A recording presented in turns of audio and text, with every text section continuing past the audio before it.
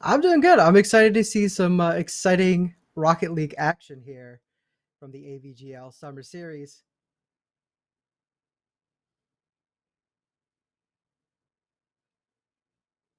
Because I believe that they're coming in first into the series as the number one rank in the standings. You know, we got J Drip, Comp Rocket League, and Comma.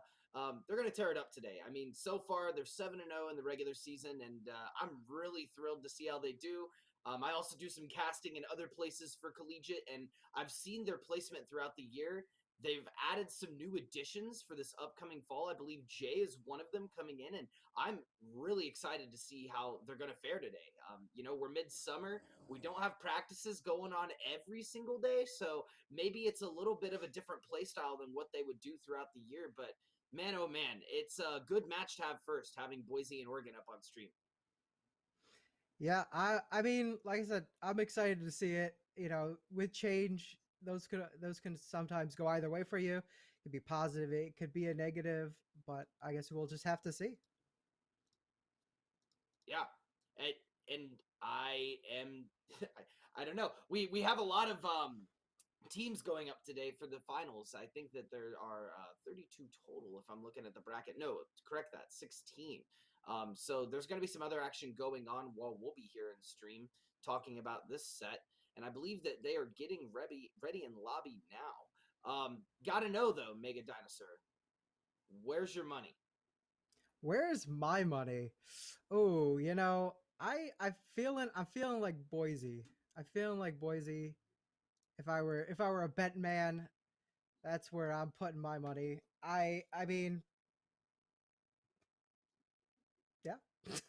Yeah, no, I'm also gonna put my money down on Boise. I was able to find the other standings page, and it actually looks like we have a little bit more than 32 teams today. Looking more like around 40. So that's very exciting to see. We got some other teams that you see very fairly in collegiate in the bracket today. St. Clair Saints are in bracket, both their A team and their D team. Purdue University's in bracket today. They're going to be tearing through the bracket. Now, for those of you that are just joining the stream, uh, feel free to check out the bracket at AVGL's website, avgl.org. Um, this is the presented by Akron Esports, so shout out to Akron. They have a phenomenal Rocket League team as well, obviously. But it's looking like the bracket that we have for today is going to be a double elimination bracket. And we're in round one of winners. So this is the very beginning of the bracket. We're kicking things off. Yeah, excited. Starting off with that round of 32, and like you said, there's just a lot of good teams playing today. Looks like we're just hopping Chat, right into the action here. we're hopping right in. Chad, I want to hear it from you. Who's taking this game one? Boise State versus Oregon State White. Now, what's really interesting to see here, Dinosaur, is the fact that we're in best of fives all throughout the bracket. I love that for playoffs because that means game one, you have a lot more of a chance to kind of fill out your opponents. Ooh, is Boise going for a cheeky first goal and is going to miss it off the back half? Yeah, just playing it off that back wall, coming in, dropping it down, gonna smack it. Shot is on target. The whiff on the save, and it goes in. Yeah, Gil, repping the season 3 tournament winner tag. Gonna smack that one in. Ooh, going past both the defenders. Wild Stallions was not able to keep up on Oregon State's white side. We're gonna go for the second kickoff. First goal in 30 seconds is a very good lead to have in that first game. Yeah, and you saw there, just that missed just by a hair. That save there, so you get a shot on target. Save comes up big that time though, and now a little bit of dribbling off the wall, and another shot Ooh. goes in by Cosmo. Yeah, Cosmo, man, he was banking it off of that backboard, really keeping Snipes up on his toes. He had to block 2 more prior to that shot there that we just saw. But 4 minutes and 11 seconds. Boise now 2 on the clock. Oregon gonna have to work their offense a little bit more, find the rotates that they want, and play off of these defensive touches. Yeah, I think Boise's just bringing an extraordinary amount of offensive pressure, and Oregon's going to have an answer for it. And it looks like they're starting to return things a little bit here. Nice little pass, a little too slow though. Yeah, Parsnipes tried to throw something towards mid, but they weren't able to capitalize off of it. Cosmo now going off the back post. Stallions throwing something up, hoping to get something for OSU, but it is going to get rejected. Parsnipes on the rotate around to throw something towards goal, and it's not looking, it's looking to be just kind of a tiptoe around the goal sort of situation. Yeah, Gil taking a nice little dribble up there, but is intercepted by Oregon. It's in front of a net. Couldn't get the shot off. No, it hits the post. Yeah, so this is a different Boise State team as well that I was anticipating earlier. I thought that we had a different roster, but this is their second roster, I believe. And this roster is looking extremely good today. Now 3 goals up.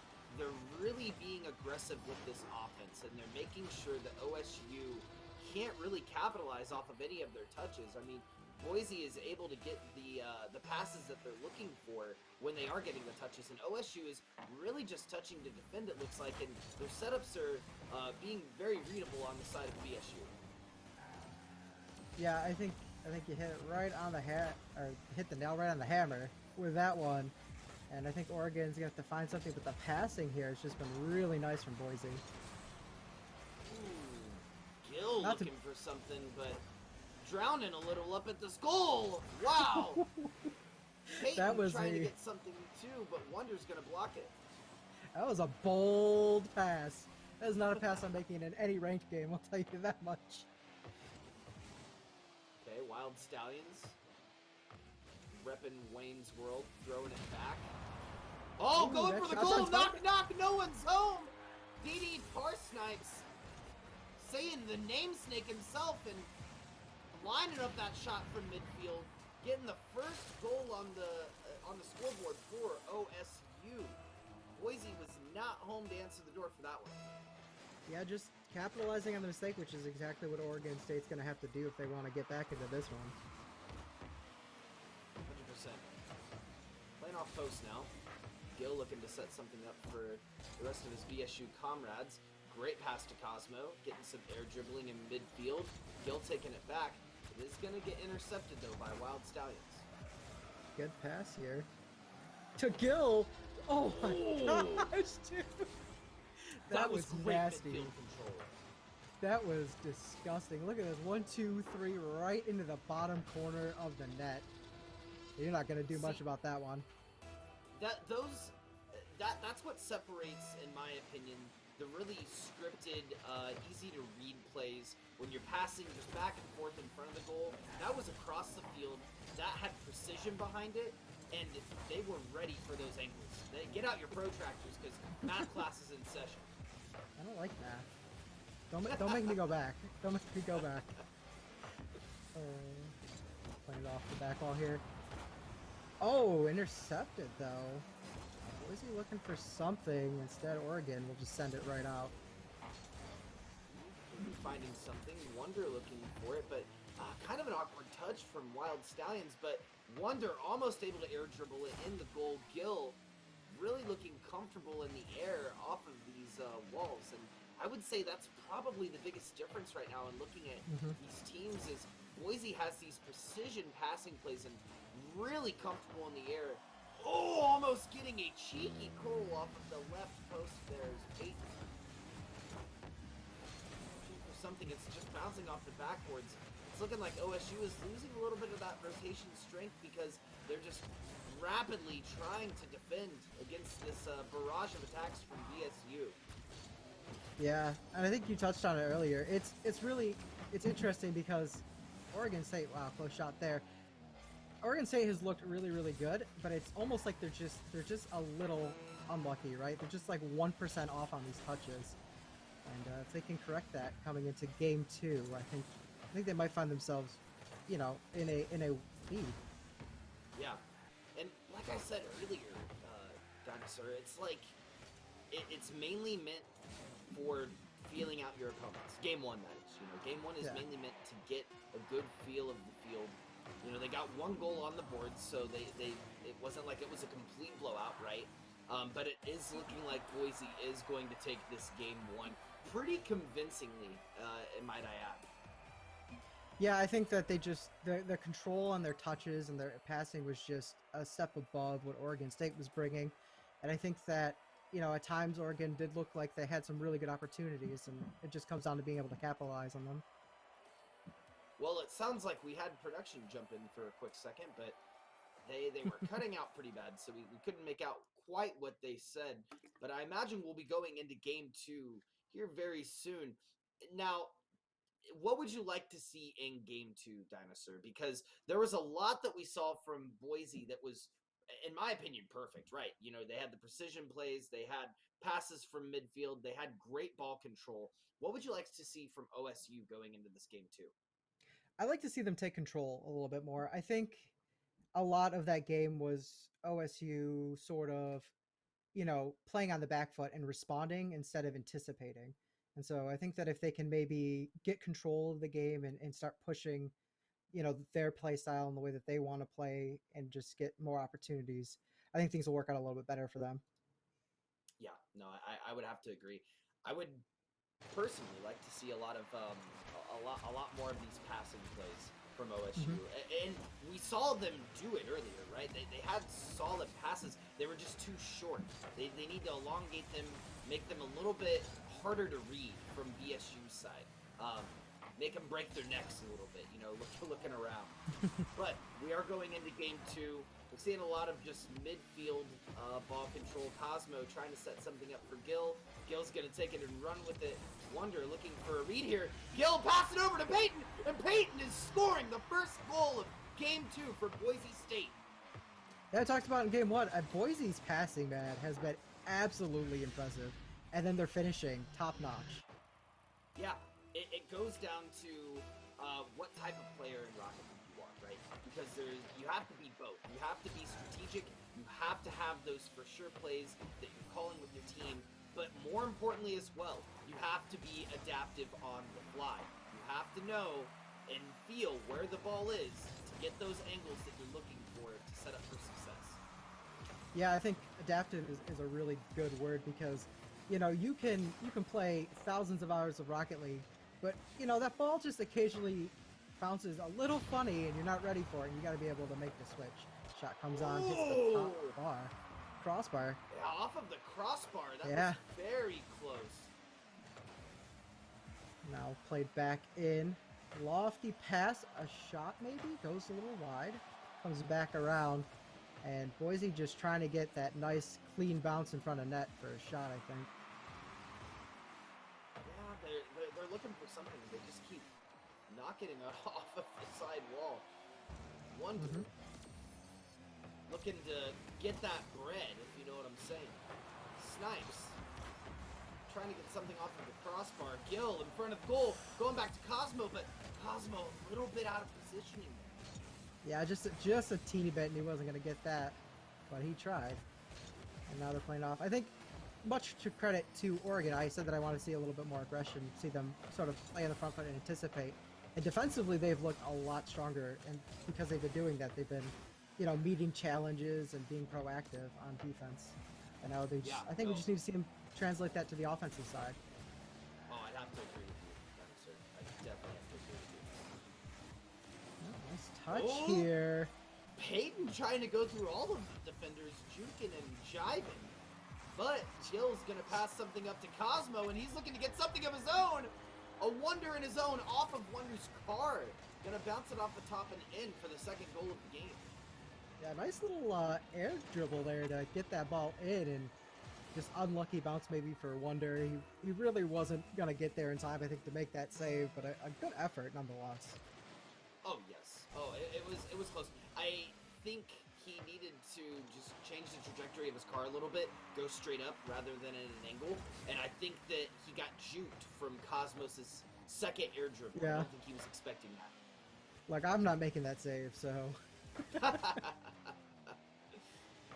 it into the corner there. Those are always the most fun balls to deal with, the corner ones. Oh, big shot! Over 90! Absolutely lethal from Gil. Oh, yeah. Gil is showing that, he's a threat in the water. Showing that he does not care. 3-0 on the board, and he led the scoring in game one. He had goals just to himself and 7 shots on goal. So, like you said, we need to see that aggression. In game 1, we only saw OSU take 2 shots on goal, one of which went in. So I guess their rate's a little bit higher, but their defense is lacking. Peyton, now with the 4th shot of the game. Yeah, it's not surprising. As the game timer kind of melts down, you have to play a little bit more aggressive, and that's just going to open you up defensively. And so now we're kind of seeing Boise really take advantage of that. Yeah, Boise's being very adaptive with the rotates and looking to steal possession whenever they really can. And it's to the detriment much of Oregon State. They're not ready for it as much. Wonder was ready for that one, though. Very patient. Didn't need to go up for it. Knew that it was coming straight down. Great defense from Wonder. Yeah, great save by Wonder, for sure. As the ball comes out back wall. Gonna land straight for Cosmo. See what he can do with that. But Snipes in the way. Again, another bounce off the back, and Wonder there to clean up that save. Ball moving towards the blue side of the map now. Sent skyrocketing above. And Pix will just clean that up. No problem. Yeah, and it's looking like it's going off the back post now on Boise's side. Sorry, Oregon looking for some shot here, and they're gonna find it. Snipes once again with the goal, and you know I think out of most of the Oregon team, from what I've seen, he's been one of the more adaptive players. Now that was a little bit of a mix-up between Gill and Peyton, right? They dribbled it back and forth, kind of into their own goal on accident. That was a little bit of a positioning error, but not to the discredit of Snipes' vision. Yeah, well, I think Rocket League is also a game of mistakes, right? It's who makes the fewer mistakes. It's a shot comes in and Gil takes one. And I think being able to force your opponent into making mistakes sort of allows you those opportunities to win games. Yeah. Oh, I'm telling you, man. Gil is killing it today, and he is showing he's going to be a threat to be reckoned with on Boise's team. In fact, I do believe I do believe he's a returner to the team. He was a sub last year, I believe, for NECC. I've definitely recognized the name. Not for NECC, I've definitely seen him play, but it's always a phenomenon to watch Boise players play because, man, they know what they're doing. Yeah, I think there's no surprise to see him starting tonight because he's on fire, just absolutely playing outside of his mind, and it's been a joy, a pleasure to watch. As Cosmo with a nice little shot there goes in, taking it to 6-1 here in the second game. Yeah, Cosmo. Great shot over 2 defenders.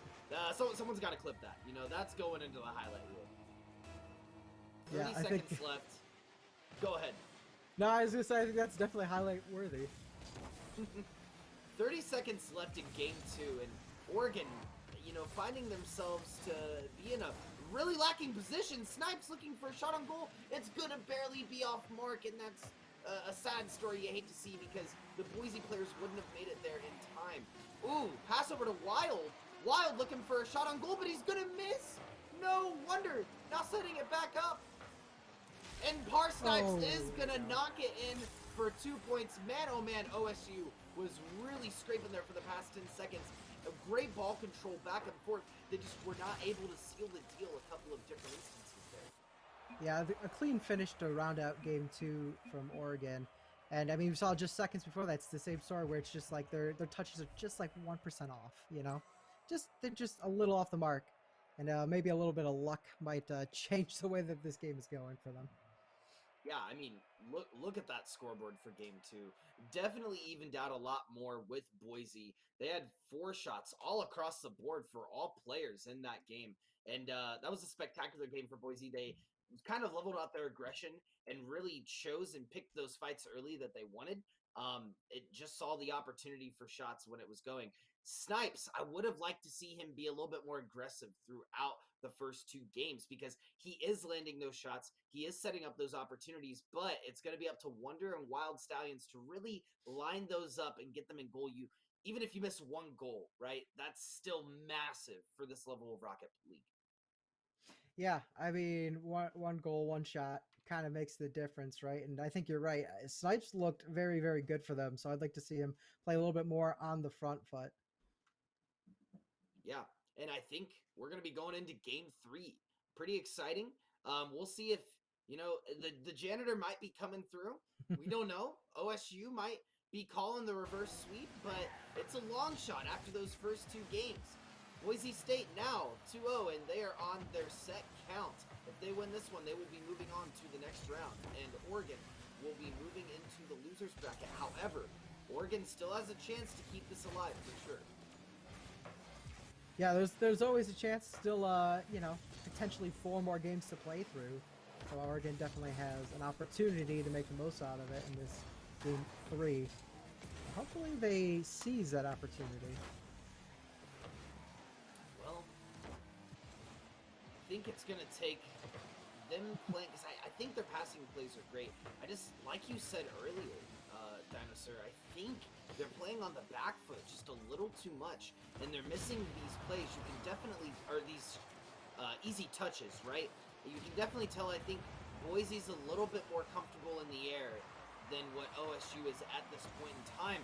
Cosmo looking for a self-goal off of that backboard. Wasn't able to quite find it, but really good positioning for his team.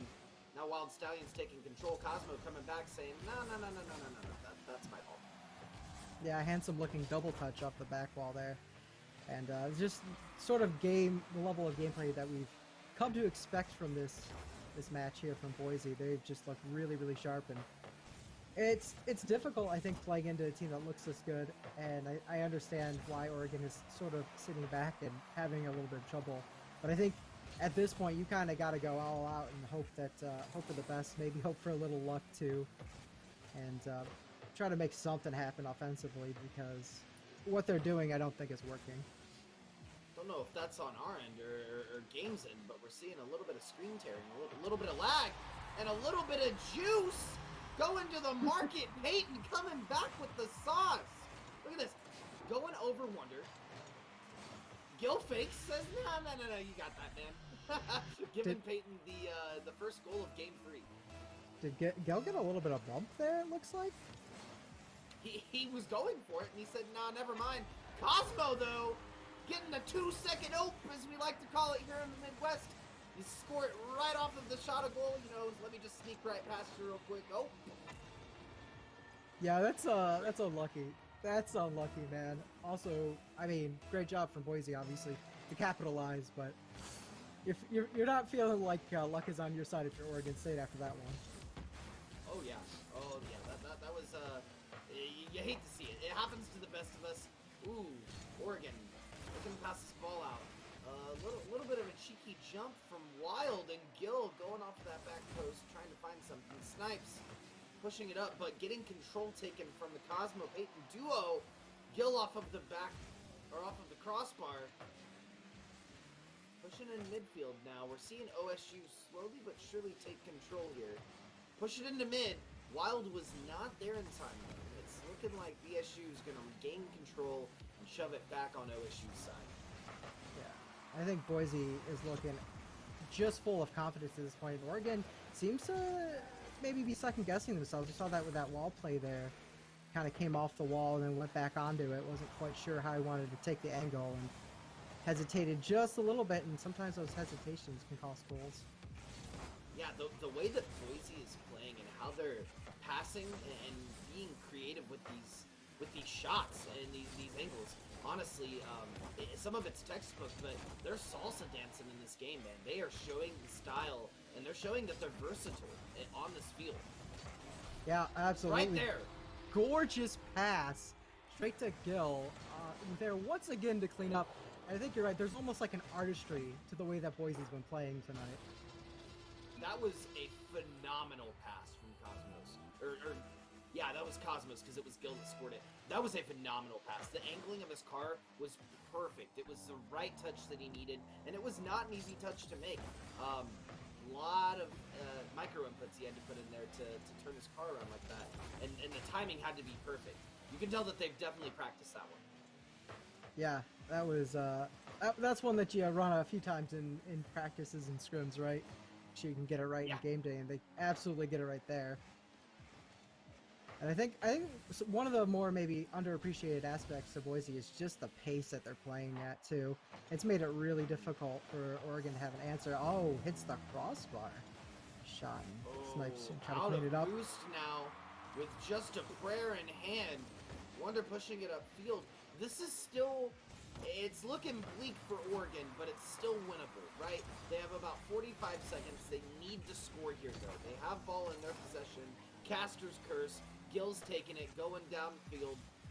Peyton's looking to find a score here. Gill off the back post. Peyton's up, and it's in for the 4th goal of the game, and that may be the nail in the coffin for Oregon State White.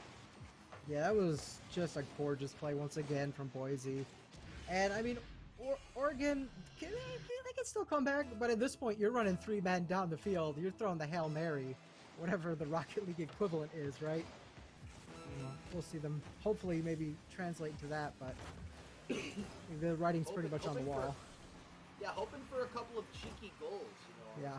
Oregon State, I know they're at least looking for the 1 goal, right? You don't want to go out in a 4-0 game 3. They've at least gotten a couple goals on board most of the series. And truthfully, I think that this is some great material to take back for VOD review for both teams.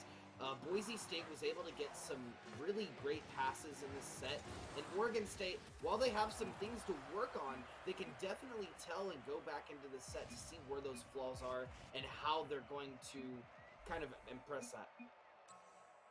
Yeah, I mean, go ahead. Yeah, great. I mean, it's just great performance from Boise, and I think after that, I have pretty high hopes for them for the rest of the tournament. Oh yeah, like I said, I would like to see not just this set. I'd like to see Boise go pretty far in this bracket. I think that they have what it takes.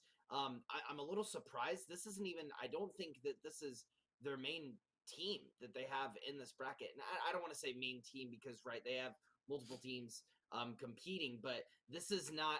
For clarification, this is not the team that's undefeated in the leaderboards that we were looking at earlier. And if it is, then they just have full substitutes out. Yeah, I mean, if those are their substitutes, I hate to see what the rest of their team has, because that is it's a dangerous looking squad. I think we're gonna throw to a break now. Yeah, I believe so. And that was a great set. We're gonna be right back with some more AVGL Summer Series action.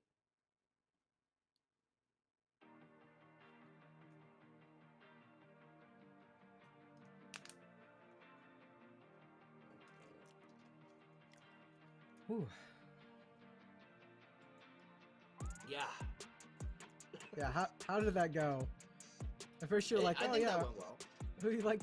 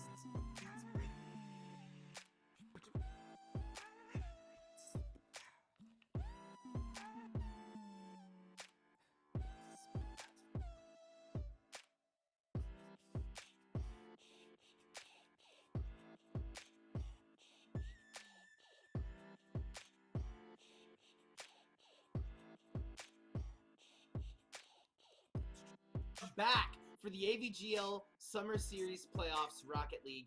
I'm at Chase Newcomb, Coach Nuke, joined here by Mega Dinosaur, and we have the next set coming up. This is going to be winners round of 16. There's a little bit of miscommunication earlier on my end. I was looking at the seed numbers and they were going above 30, and I just assumed that this was a more than 30 bracket, but no, this is playoffs, baby. We here. It's time. It's a round of 32, and now losers bracket's gonna run, but we're gonna go into winner's side, top 16. The next set we're watching is Stockton University versus Ohio State University White. Mega Dinosaur, tell me a little bit about the game that we saw previously with Boise State and OSU, and tell me what you'd like to see going into this next set with Stockton University and Ohio State University White. Yeah, I mean, last game is pretty simple. It was just an absolutely dominating performance by Boise, and they just sat on the front foot. They put the pedal to the metal, and they just ran that car into the ground until they found victory. And I think that looking at game 2, I'd like to see, a little bit more aggression from both teams, a little bit more answer, a little bit more risk taking too. I feel like in the last game, Oregon played a little bit too cautious, a little too safe, and I think that when you're looking at a tournament like this, right, you really gotta go out there. You have to take the risks. Fortune favors the bold. Yeah, I couldn't agree more. And you know what? I'm gonna add to that, Mega. Flip resets. Give me flip resets. That's what I want. I want to see the action. I want to see the flipping. Do it. Do it. Maybe some double busty backflips or whatever. No, I just want to see the cheeky flip resets. I know that they can do it. It'd be hype to see. I'm even seeing some players in chat that I've seen throughout the regular season of collegiate, Baynock, Toxic, some of the homies through the NECC games, and man, oh man, they get hype. These guys know what they're doing, so I'm really excited to see how they do in the bracket if they do play today. But if not, we still have the set coming up, and I think we're going to get into game pretty soon with Stockton University versus Ohio State White. Yeah, you can take all your fancy tricks. I just want to see more gorgeous passing like that. I mean, the passing from Boise was just phenomenal in my opinion. Yeah. Chef's kiss. Yeah. Couldn't agree with you more. Yeah, going into this next set, I honestly haven't seen either of these teams in action before, but they were able to win their round 1. And as we saw last set, this is some really close action. This could go back or forth. So when it comes to Stockton University and Ohio State White, I'm a Hoosier. I gotta throw it probably to OSU White, but we'll see as we head into game 2. We're now in winner's side, round of 16. There's a flipper set you're looking for, right there. He heard me. He knew.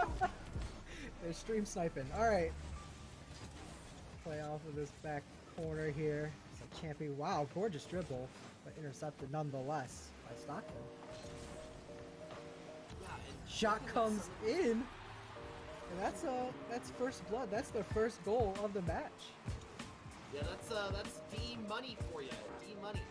And it's looking like, looking at these rosters now, it is looking like Ohio State University White is the 11th seed going into this bracket. They were 5-2 in the regular season. Looking over at Stockton's side, we had Dean Money,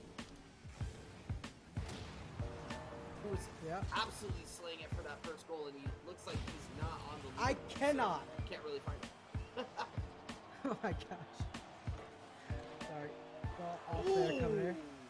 Great defensive play there from chat. Yeah, great shot.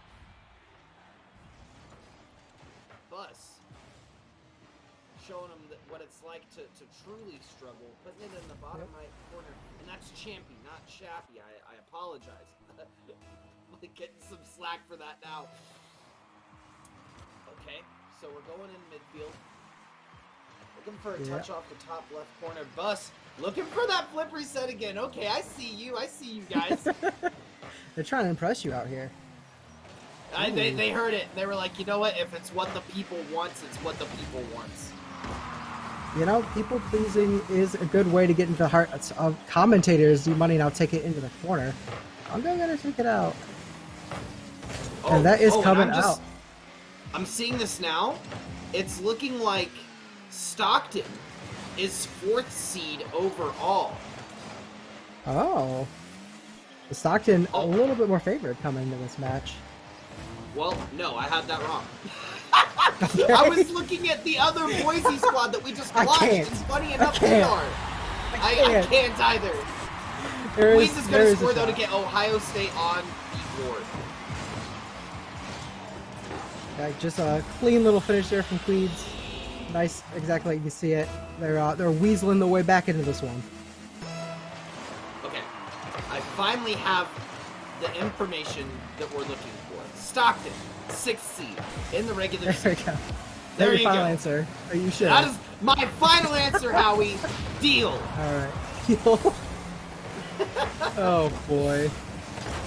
Ooh, Yeah, dangerous game throwing it in front of the goal like that. That's a bold play when you cleared across your own net. Oh yeah. Got a little air dribble action right there from Cheese. What a shot!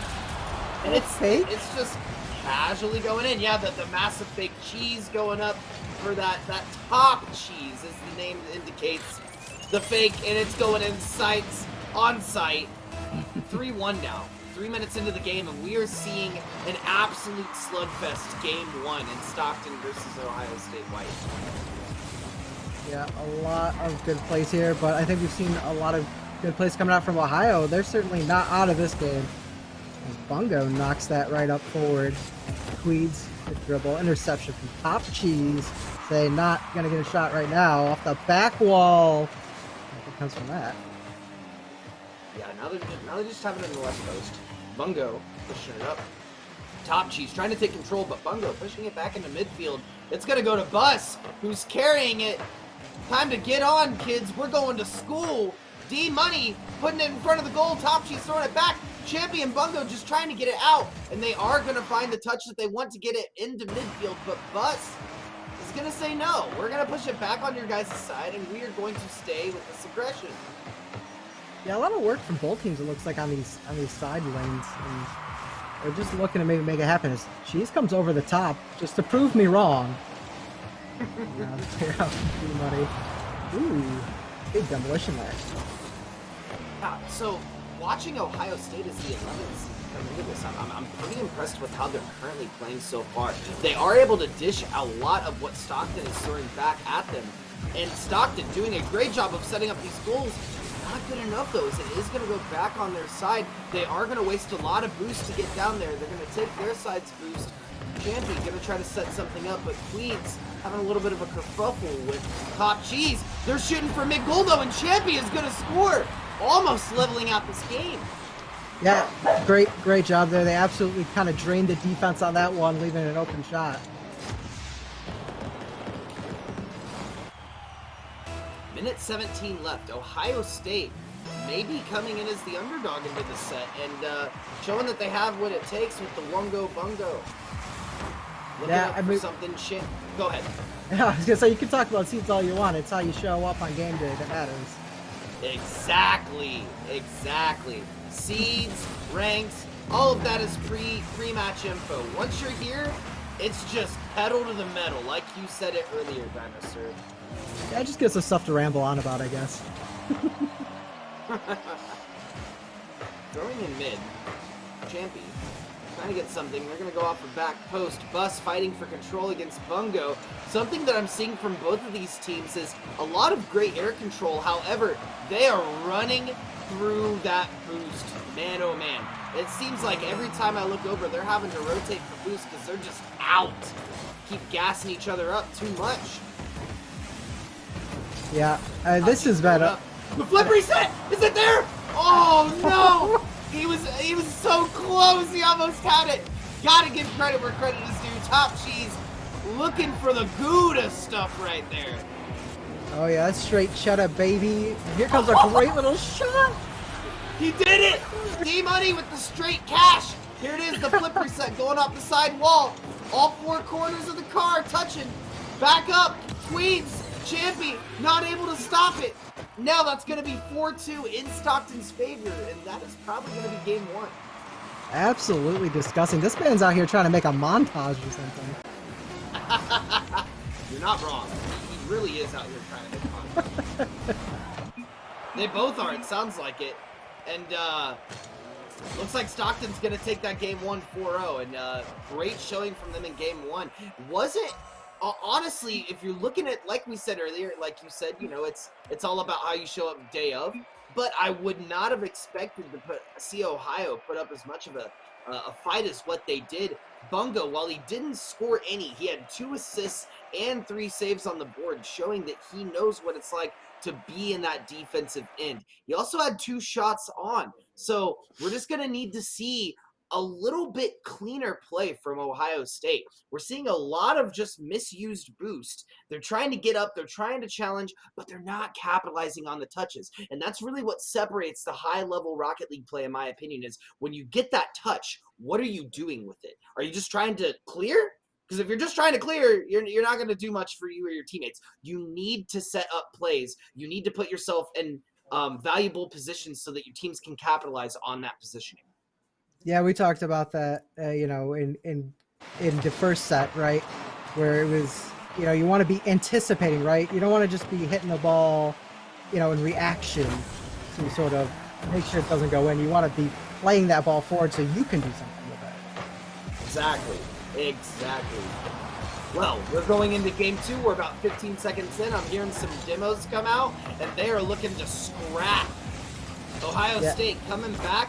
D-Money trying to get something, but its bus is going to defend right over top of the crossbar from Ohio State. They're going to try to push something up here in post. Are they going to find it? Ooh, the big save from D-Money, pushing it back down towards midfield. Yeah, nice little touch here. A little setup, but intercepted by Bungo. D-Money now off the back wall. Absolute gorgeous little pirouette there at the top of the back wall. Now Cheese gonna send it back in the middle of the shot. Intercepted, blocked by Bungo. And now he's gonna try to do something with it. We talked about that. You know, like the forwardness, I guess. The gumption. Try to make a play off of that. Gumption. I love that word. Gumption, yeah. The absolute gumption of this team. Yeah, pushing it in mid. Oh, D-Money gonna find a little bit of an oath going on. The cars are stacking up on each other. Bus finding something. Is he gonna get it in goal? No, he was just off of point. He needed that touch. Queens with a great save as it was going bottom right corner, and he saw that preemptively. Yeah, I think Stockton's still definitely on the front foot, and you know they're doing moves that I accidentally do once in a while, but they're doing it on purpose, and it's looking gorgeous. It is. It's absolutely gorgeous. They are doing a wonderful job with that. Queens pushing in the corner, and I gotta say I am very impressed on this defense from OSU, and they are waiting for these opportunities to score. You know, they sat back and they said, let's just focus on our defensive rotations. Let's wait for the opportunity to arise, and let's just push it up. And Bungo with the Wombo combo, throwing it in midfield, gonna get the first point of the game 2. You remember what I said about wanting to see gorgeous passes? That was a gorgeous pass. That was just brilliant, man. I love that. Champion finding something in midfield, but Top Cheese gonna take that and run with the mozzarella. Maybe not yet. D-Money throwing it up though, finding something for a rotate back. Gonna barely miss goal, but Top Cheese is there again. I'm sorry. He is so prevalent in the set. I'm running out of cheese puns, but I'm telling you, we're evened up. And it's looking pretty spicy. You know, it could be a little pepper jack. Yeah, I was going to make that joke. Yeah, a little pepper jack there for you. And I mean, that onslaught, Stockton has just been absolutely impressive. You know, they've been on the front foot, and it's so hard. There's only so long you can defend, right? It's like in American football, right? There's only so long that your offensive line can block for your quarterback before the defensive line just sneaks through. And we're kind of seeing that happen there on that last play. Yeah.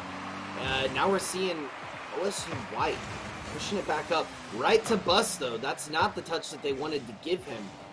They were able to block in the air, though. That was great defensive maneuver from Champy. Finding that Bungo now up without any gas. And man, oh man, D-Money almost cashing in on that mistake.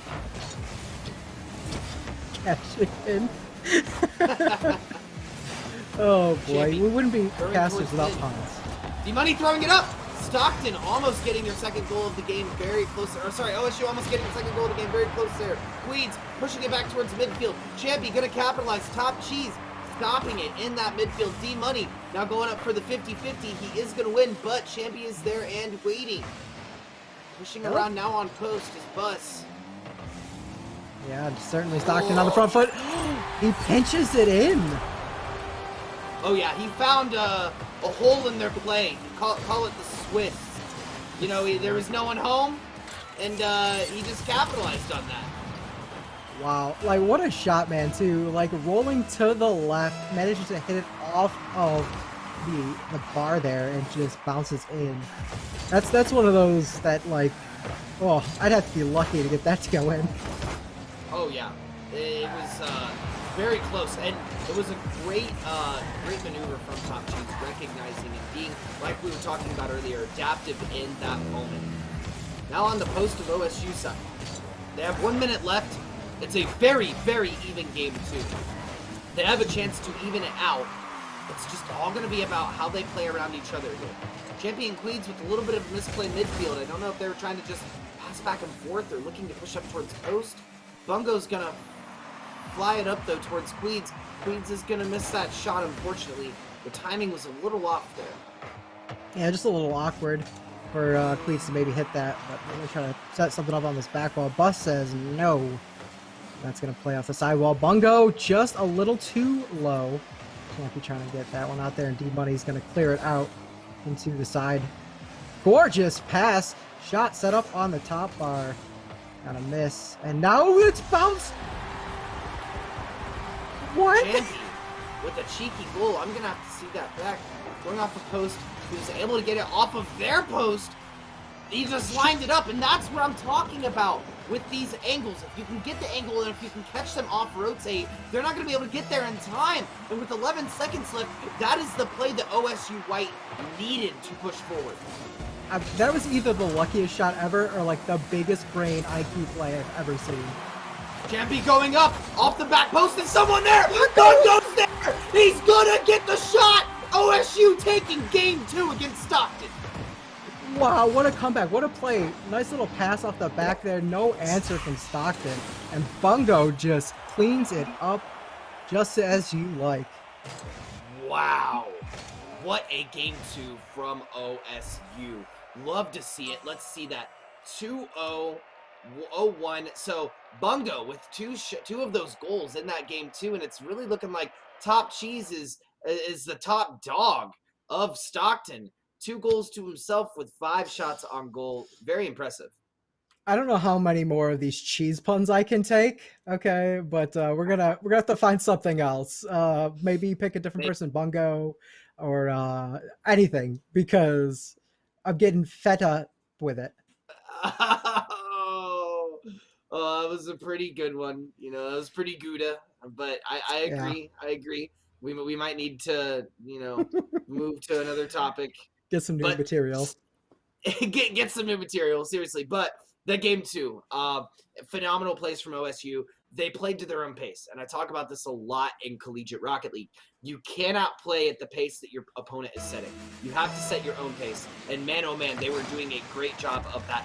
Now, we're going to see in these best-of-5 sets, if they're able to keep the pace up, D-Money with the bank, scoring it in that first couple of seconds, that almost a 2-second O. Wasn't quite there, though, but gonna get one prematurely for this set. That's gonna set a good precedent for this game moving forward.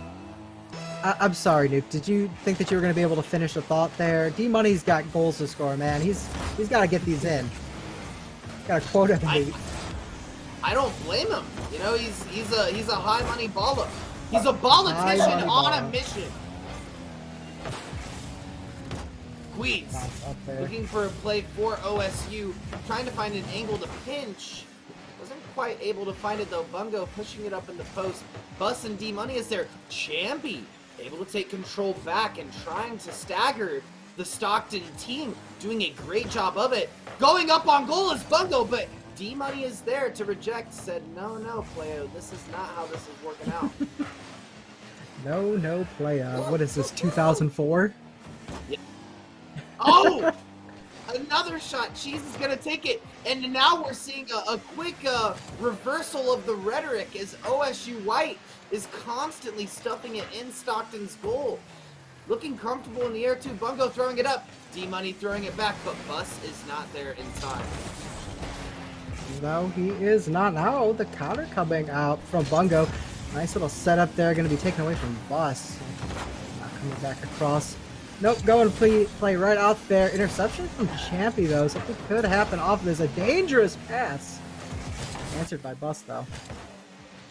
Bus pushing it in. Weeds going to be there to stop it, though. D-Money with a very close goal. Top Cheese off the crossbar. Again off the crossbar. Top Cheese throwing it back. Sending him back to the cottage and creaming him. More cheese puns, huh? Hey, and D-Money is there with the cheddar, throwing it in the goal for the second goal of the game. That shot was just money. I'm now changing it from cheese puns. We're making money puns now. Yeah, it was the cheddar. It's looking to cash out at this point. All right, Bungo plays it off. I love that name, by the way, Bungo. That is a great fun name. Yeah. I'm having fun saying it. D-Money throwing it up towards mid.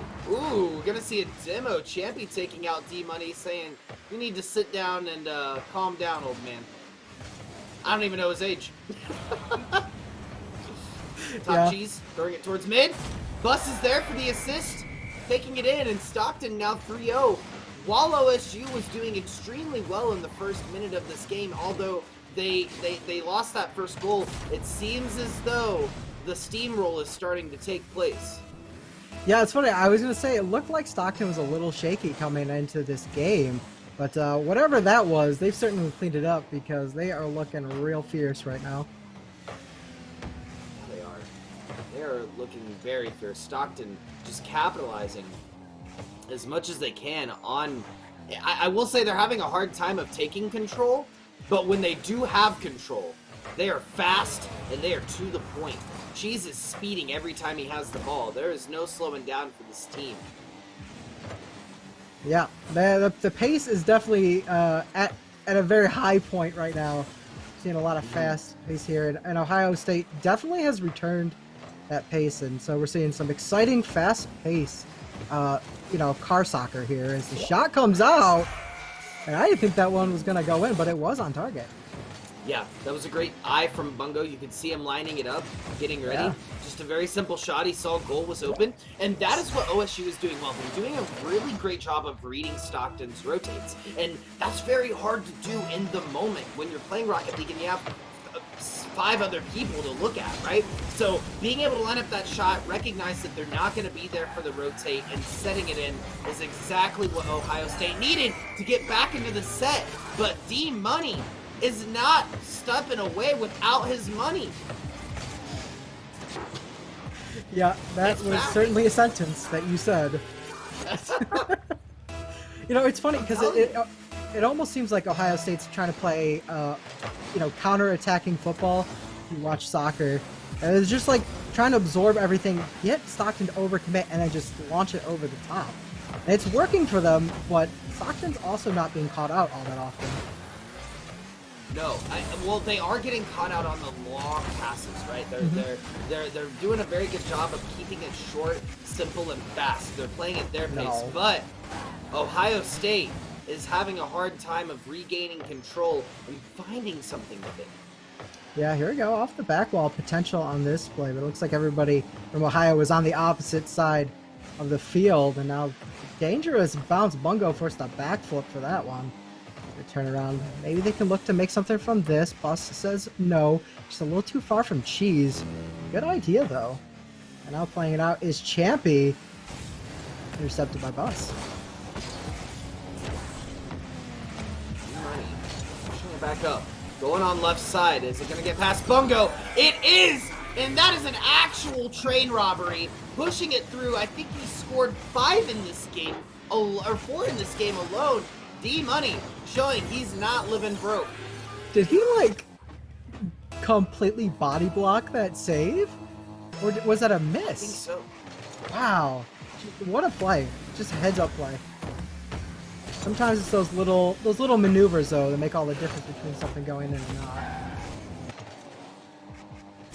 Okay, D-Money back in midfield. Champy was looking for a touch there, was not able to find it in the air, though. Bus pushing it back up towards OSU's side. And this is looking like a tough game for OSU White. They may have to write this one off and try to get back to that pacing that we saw in game 1 as Top Cheese is going to secure another goal in this game. 6-1 with 20 seconds left. Yeah, I think if I'm on Ohio State, I'm the coach of Ohio State. We're already talking about the next game, right? We're looking past this one. We just get it aside, you know, and try to figure out what corrections we can make coming into game 4 to maybe find a victory.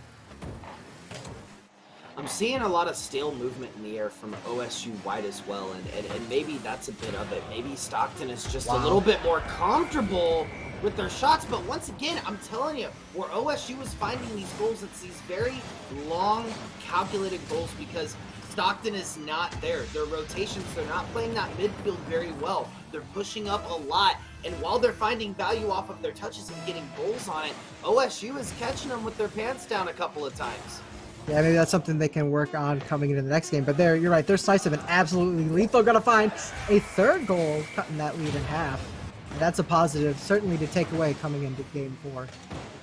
Yeah, Bungo taking one as well, and you know, that's exactly a great way to put it, Dinosaur. They need some positives going into this next game. It can't just be a blowout. And having 2 shots at the end that was really a testament to their skill, really showed that they can see those angles in the long term, I think is going to help into the rest of the set. Yeah. So looking at the scoreboard, though, for this game, too, D-Money with 4 goals on his own end and 5 shots on goal. Man, oh man, he was not letting that go. Yeah, just lethal, putting them away every opportunity that he had and making the most of what his team was doing for him. And I think that paid off very, very well. And we'll see in the next game if he can do the same. But I think he's definitely a player to watch out for coming into this next game. 100%. And I apologize. That was actually game 3. We are going to go into a game 4, though, with Stockton University versus Ohio State White. Ohio State needs 2. Stockton only needs 1 more to take this on. These are best of 5s. You can indicate that on the overlay by the little highlighted bars at the bottom. Very easy to tell. Yeah. But I think OSU they have what it takes to take this home. They just have to play a little bit cleaner, a little bit crispier, and they got to quit going to the bank because D-Money's going to keep shutting them down. They got to find a way to shut down the synergy between D-Money and Top Cheese because it's definitely a force to be reckoned with. There's a lot of money in cheese, I guess you could say. We're going to hop right in to this game 4. Certainly a reverse sweep, not impossible for Ohio State. They have had moments of brilliance, and they can certainly turn things around here, and I'm excited to see what happens. Yeah, OSU already stuck on their post, but pushing it up now. On Stockton's side, now pushing it towards men that rotate. Going to be a little long for them to handle. Getting the demo out behind Top Cheese, though. Great play from Champion. Yep, they're just going to get them right out of there, take care of that problem. And I think they've decided to just play the destruction game. Because they're just demoing left and right here. Right, and I think that's good to a point. I think getting the demos adds another layer of intimidation and just hardiness to the game, but Bus with the jukes! Oh my god! Absolutely filthy. Somebody give that man a shower. That was disgusting. Look at that. What a flick. I've never seen a Bus backflip like that before, wow. I gotta say. Yeah. 1-0, Stockton putting it on the board. Yeah, you see Ohio State coming out with maybe a few little tricks, and Stockton says, "Oh, we got a trick of our own here. We got a little something for you." That was great. That was absolutely beautiful. Champy. Pushing up. Bus. Trying to grab something from control, but it's looking less like a rotate and more like he's just trying to find something. Top cheese. Securing that touch. Almost lost it 50-50. Yeah, coming off from the ceiling. Maybe the flip reset. Not quite. Gonna go ahead and flip around, get on that defensive side of things in the corner 3, though. And that right-hand side corner for Stockton. And now bounced off the back wall. Heading straight to mid. Bungo gonna get it. The Bus also gets a piece of it. That's a little dangerous. Now Queed's gonna just take that out nice and safe. Queeds. It's struggling a little bit more in this set. Oh, D-Money now, they're returning. Stockton's now returning the demos back. First on Champy, now on Bungo. They're gonna dish it back to him, if you will. Oh no! And Bungo, with the wombo combo, he's caught off a foot. He was in mid-air and D-Money said, I'm gonna sneak through on the left. Yeah, I wonder if he just expected that to go into the upper 90 on that right-hand side, and then there's a great low shot coming out from Stockton. Just to sneak it under him. And sometimes that kind of anticipation can be punished at this level of play. It can. I have one of the coaches in chat telling me that I look like Post Malone before tats. I don't see it, but you know, if you guys see it, I'll run with it. Yeah. You know what else I see? I see a very bright future for Stockton University as they're now 3-0, 2 minutes and 30 seconds left. They're quickly running away with this game, and OSU needs to find an answer 5 minutes ago. They need to find an answer right now. Yeah, well, I mean, 2 minutes 30, still plenty of Rocket League on the clock to be played here for OSU. They're going to have to start making some bold plays to get back into this one, I'm thinking. I feel like there's communication issues because I'm seeing a lot of double commits as we're getting further into the set, and they need to have that trust, letting their teammates take it and looking for those passing plays. I mean, that's where we saw them excelling in game 1. Maybe with an opportunity, D-Money says no.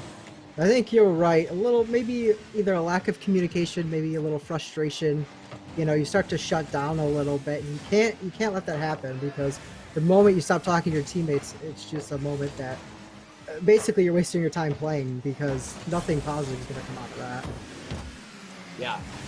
Very close game, too, from OSU White. They are just needing to find something here. Oh, over the top! Oh no! What was that pass from Champy? It was going straight in. No one was in front of goal there. Going to push it back to Bungo, over to Queeds, but D-Money's going to be there. You know, they gave Stockton a little bit too much time to set up. D-Money pushing back in midfield. Bungo looking for something from post, shooting it up and over, but Bus said, beep beep, on my way through, not now. Yeah, I mean, every time Ohio's looking like they're on the front foot, somehow Stockton makes it back on the rotations. They've had some very clean rotations this game, and it's made it very difficult for Ohio to find some sort of threat in. Great shot by Top Cheese, and it's a lofty one, but no way Ohio's reaching that bad boy. Yeah. D-Money pushed it up to Top Cheese. It was a great turnaround in the air from him, and I think that that's where we're seeing a little bit of the differential here from Stockton to Ohio State White, is the comfortability in the air mechanics. Not necessarily dribbling, right, but in how they're positioning their cars in the air. And that's going to separate players. Bungo getting one on the board, though, for Ohio State White, and this could smell a comeback. This is certainly what they needed. They needed a really quick goal, and they got one. Let's see if they can make it happen again. 47 left on the clock. They've got to put 3 up there. This is kind of their last chance if they want to be preceded in this winner's bracket. Oh, that's unlucky. 2 second. Oh, let me just sneak past. Champy stopped. He recognized it. They almost stopped and looked at each other. It was almost like the Luigi meme from 2015. That little Charlie and Mac across the room look. Wow, that's brutal. That's just me. You didn't have to do it to him, boss. You really didn't, honestly. Played off the wall here. Interception. And it's looking like this one's pretty much set in stone, Nuke. I think so too. Ooh, almost a great play from Champion here in the mid. They're still looking to play off of the rotate, but Stockton kind of flexing a little bit, showing their adversity in the defense as well. Almost getting a great play from the midfield, a great touch off the top of the car, pushing it back in. Now they're just kind of playing around, looking maybe for one more shot. She's going over two. Oh my gosh. That was nasty. That was so good. Look at this. Oh, the control. In between them. Yeah, that's a shot I'm never making in my entire life. I think that's, wow. That was really, really well done by Top Cheese. Yeah, he definitely had the control, and it's like I've been saying all set. That's where Stockton is shining, man. They have that air control down hard. Looking to keep it alive. It's not going to happen, though. As Pegboard Nerds are going to take us out. Stockton going to win that set 3-1 against OSU White. Yeah, great play from Stockton. I appreciate Ohio State. They never gave up. Even at the end, they were still looking to maybe put an extra one in there and take a learning opportunity from this game.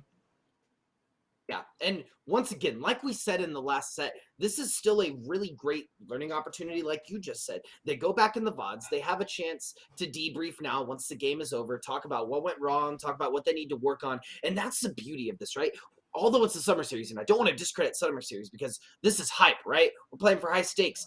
Leading into the school year, this is a great opportunity over the summer for these players to get a good feel of what they're going to be doing this upcoming year with each other. Yeah, I mean, every game is an opportunity, right? Even if you're kind of getting beaten down, maybe you can find something that works when you're behind and you can use it in the future when you're only back by one goal, something like that. Yeah. Yeah, it was a really close set. In the first half of it, I think Stockton kind of ran away with it towards the end in the last two games. But, man, Ohio State, even though coming in as the 11th seed, really impressing me in that set. And I think we're going to throw it over once again, Dinosaur, to a short break. I'm at Chase Newcomb, Coach Nuke, joined here by Mega Dinosaur. This is the AVGL Summer Series. Go grab some popcorn, go get a drink, and we'll be right back.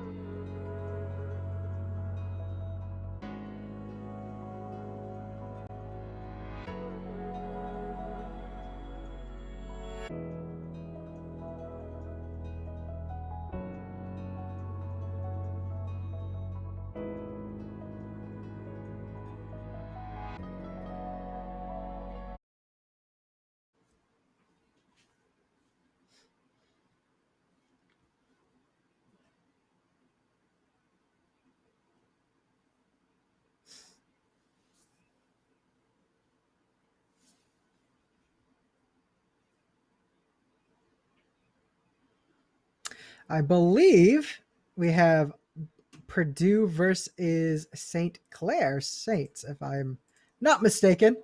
I know there was a little question of that coming into the game was still proceeding, which is why we had the delay.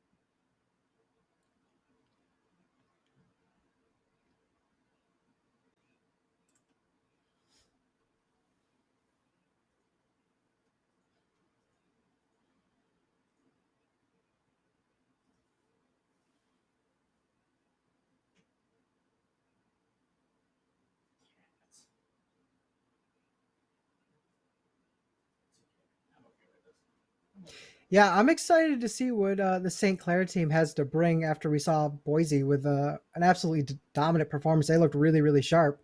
So I think that that'll be very exciting. I know that Purdue beat RAT, I believe, to make it into here. So I think very, very excited to see So what happens there. this just in. Mm-hmm. I don't know what happened, but I was muted on our software. Mm. So it was actually a mime show. That's the funny thing. Congrats on you guys. You weren't expecting that one. I have a secondary gig as a mime. What I was saying is I'm Coach Nuke, joined here by Sir Dinosaur, and we are going into this next round. We're in the third round now of this double elimination bracket. Round 1 was a best of 32. Round 2 is top 16, and now we are in winners round 3, which means that we're in a top 8 situation. Now, we just had to wait a couple of minutes before stream because St. Clair Saints B was taking on the Boise team that we saw at the very beginning of the bracket. So now St. Clair's B is going to have to play Purdue A in this winners round of 8. I'm just messing with you.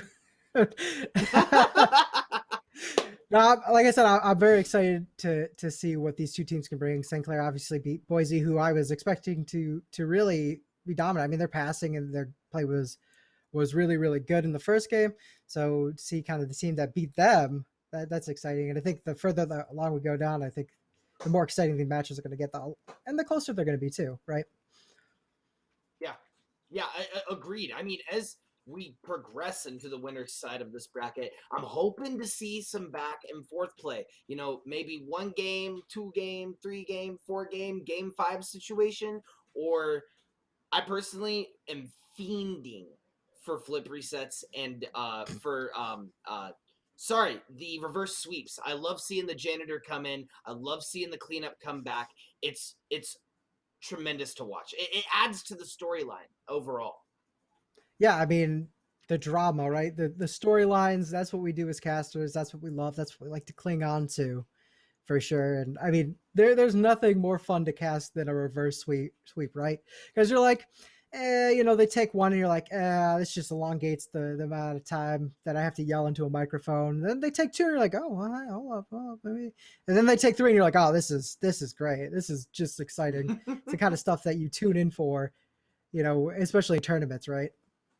It's the kind of stuff you live for. Like I said, I'm fiending for it because in the previous stuff that I've seen in collegiate, I've seen a lot of those reverse sweeps. It happens more than you would think because as soon as you're able to flip that mental, and as soon as you're able to put them in a disadvantaged state with their mental, where they're like, I don't know what to do. They're coming back.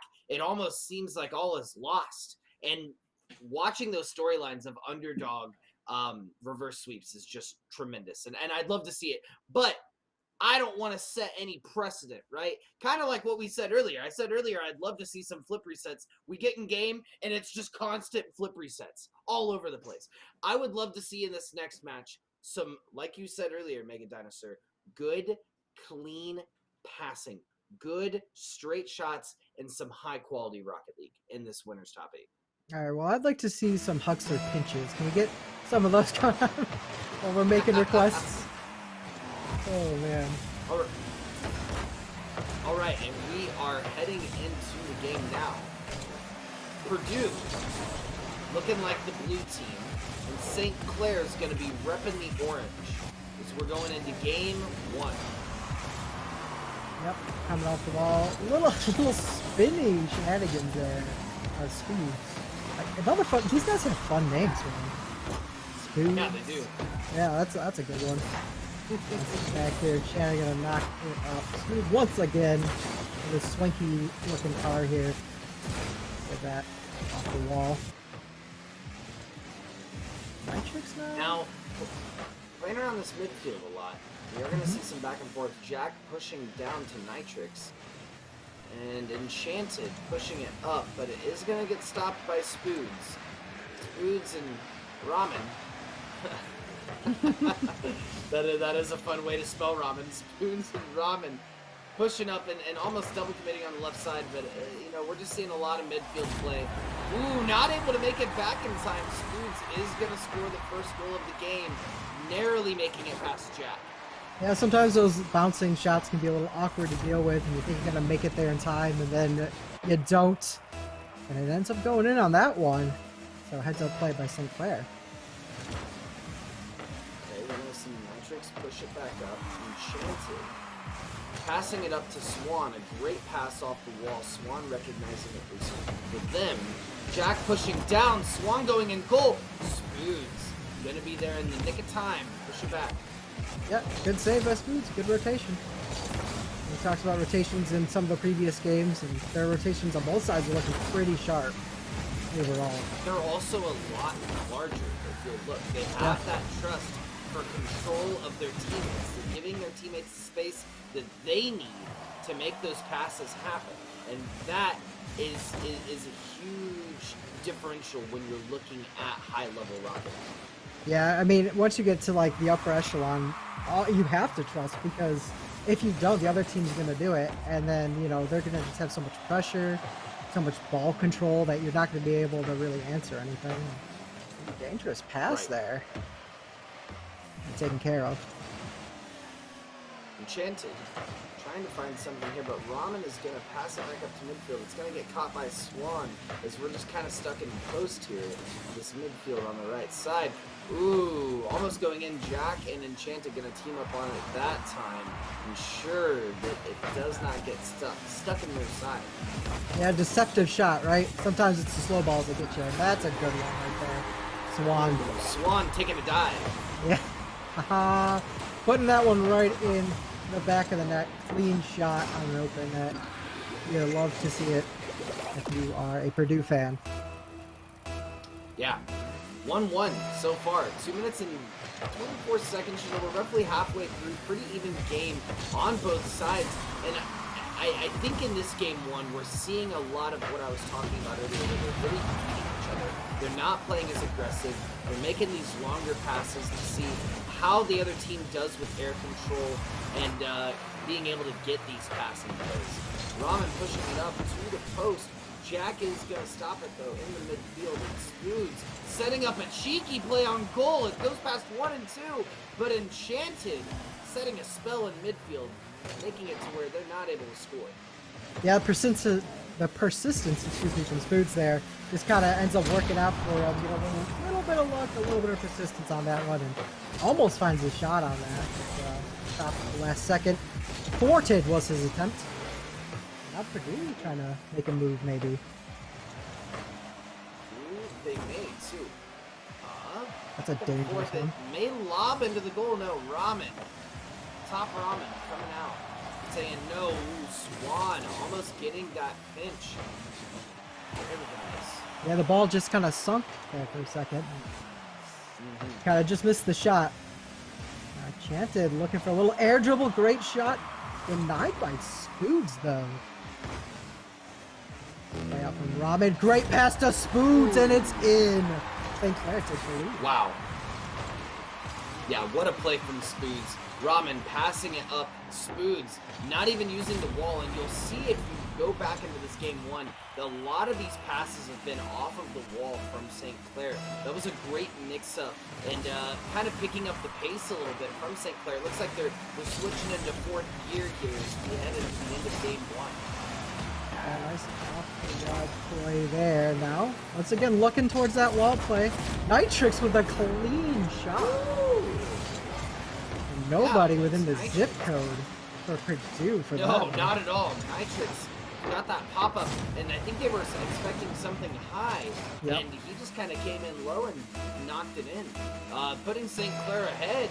45 seconds left on the clock. Purdue's going to have to make a couple of cheeky plays of their own if they want to take this first game. Yep.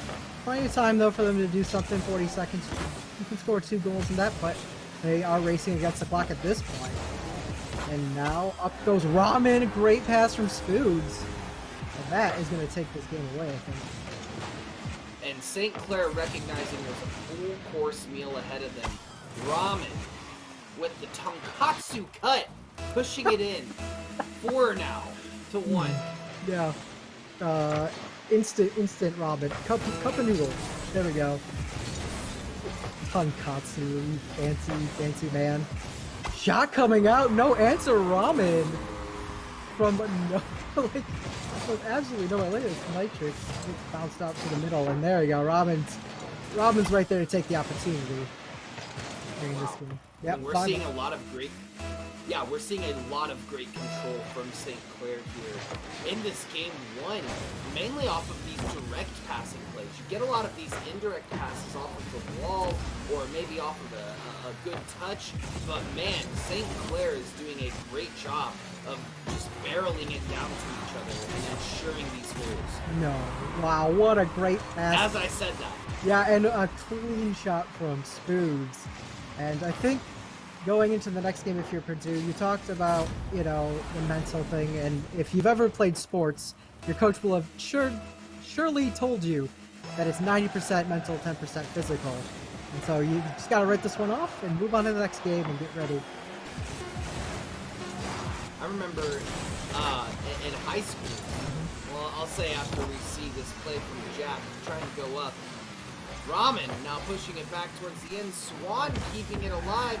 Spoods pushing it off the side, trying to get good control. But it's going to continue to stay up as Nitrix now pushing it back to Spoods. And it's going to hit the ground. St. Clair taking this game pretty convincing. Yep, and I think, that game, Purdue, not much of an answer. But certainly, like I said, it's just a mental thing. And like I stated earlier, when you're behind, you got to push up more to sort of close the gap, and that lets more opportunities happen. Yeah, that was a great game one that we saw from both teams. St. Clair taking it away at the end, and it's interesting what you said, Mega Dinosaur, because I wrestled for 6 years in high school, and that was something that they mentioned very frequently was, wrestling is 10% physical, 90% mental. Most of it is making sure that you have everything up here intact so that everything going on out here is good. And going into this first game, if they're taking it with a grain of salt, which they should be, right? That's what game one is all about. Game one is all about getting your prep ready, getting these plays ready. I think Purdue just needs to kick it up into gear as well with St. Clair, because St. Clair really pushed it in after that 2-minute 50-second mark where we saw their second, third goal. They really started pushing it down and just being able to hit those plays consistently. Yeah, here we go into game two. We'll see if Purdue can make the correction here. Chanted gets a nice little bounce off the wall. Jack gonna knock it up. That's a lovely floating ball, but Nitrix says, no, not today. Spoods may be looking at something in the corner. A little awkward for everybody. Does that bounce? Chanted taking it over top. Robin says, no, that's not happening. Swan with a little bounce. He's gonna have to handle this one with care. Jack with the shot. Nope. A little high. Swan is going to stop at midfield, try to get a chance for Enchanted, but Spoods is going to be there in time. Pushing it over to post to Nitrix, and it's going in. What a play from St. Clair for the first goal of game two. Yeah, Look just that back. Beautiful passing here. You see Nitrix puts it in a difficult spot. Swan almost makes the save, but it's just not enough as it slowly rolls into the back of the net for St. Clair. Wow. something that we have not mentioned, but I just want to clarify for all of our viewers, is this Purdue team is the 5th seed overall. Very close.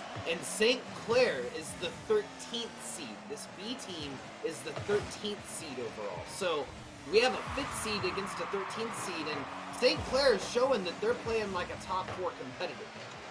Yeah, they're definitely answering the call.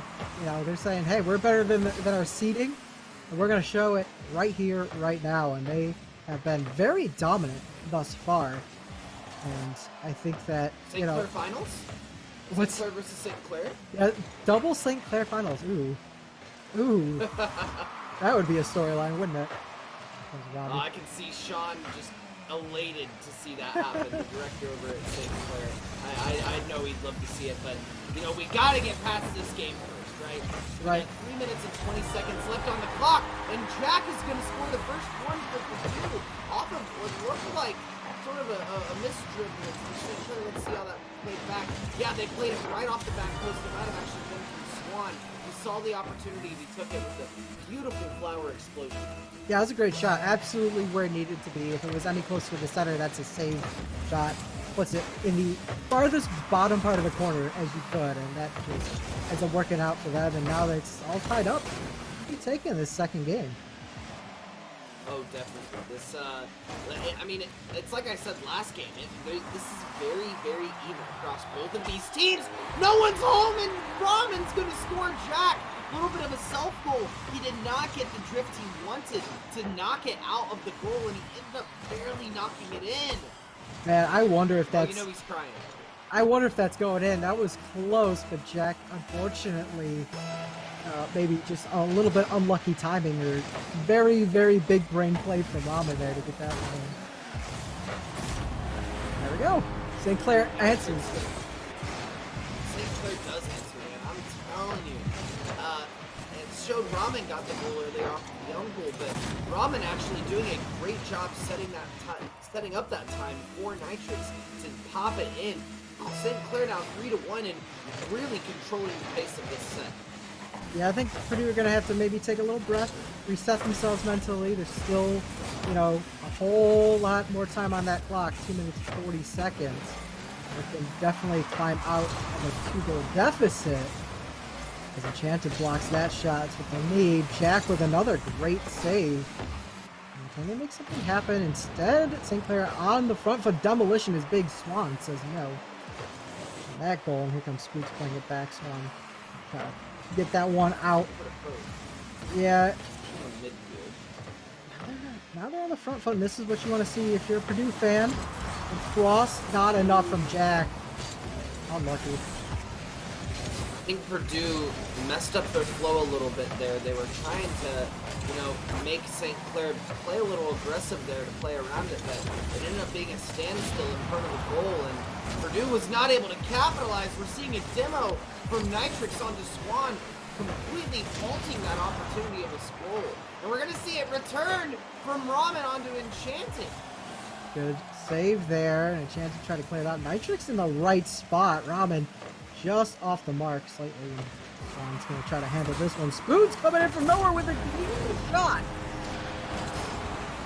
Wow, what a great shot from Spoons. What does that even mean? What is a spoon? How does one spoon? I think it's like a spoon, but it's like shaped slightly different, like a spork. But I don't know what the D is for.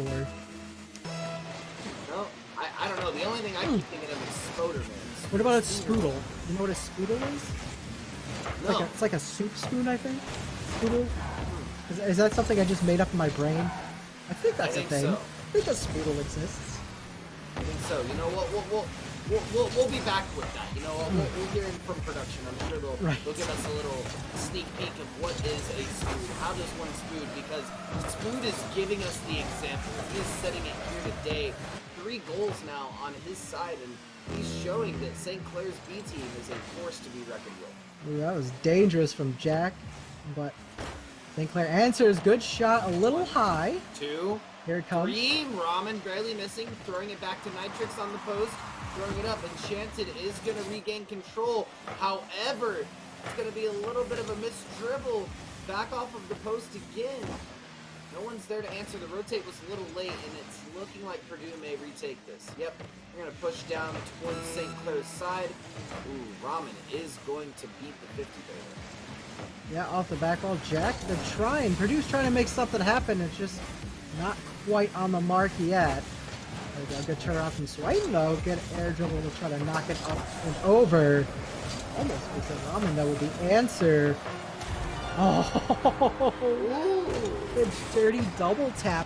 Puts it in for Purdue. With 10 seconds left on the clock, they have their work set out for them. Yeah, they needed 2 very, very quick goals to make it into this game 3, where they're going to have one under their belt. And that's what they want. They need that game. Jack pushing it over 1, almost hitting 2, going to demo Spoons, throw it up, and it's looking like this is going to be game 3 in favor of St. Clair. Yeah, well played by St. Clair. Purdue showing a little bit of gumption, if you will, towards the end there. And if they can continue on this momentum, they might be able to do that reverse sweep that you were looking forward to coming up. I'd love to see it. I'll tell you right now, I'd love to see it. And you know, while we have everyone in here, now that we're getting ready for this game 3, St. Clair's up 2-0.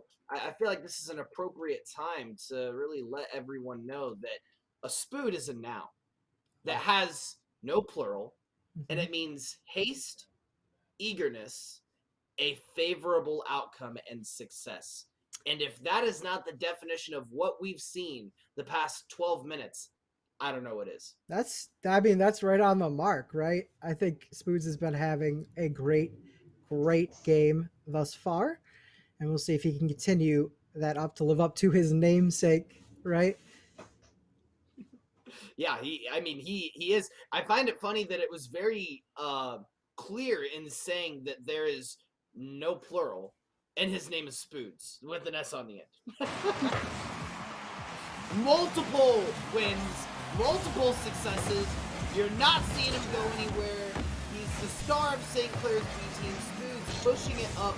Purdue gonna need to find their pacing here if they're gonna want to outspood the Spoods. Spood the Spood. Well, looks like St. Clair's putting the pedal to the metal. Wow. Take a shot every time I say that phrase. And Spoods off the back wall. He's looking too impressive. Impressive he has been so far. And I think we've talked enough about that, man. Him and Swan both that was very funny to watch. Gave me a hearty chuckle. Ramen pushing up, Jack going off of the post, and Shanton pushing down, almost finding a great midfield goal. Jack off of the crossbar.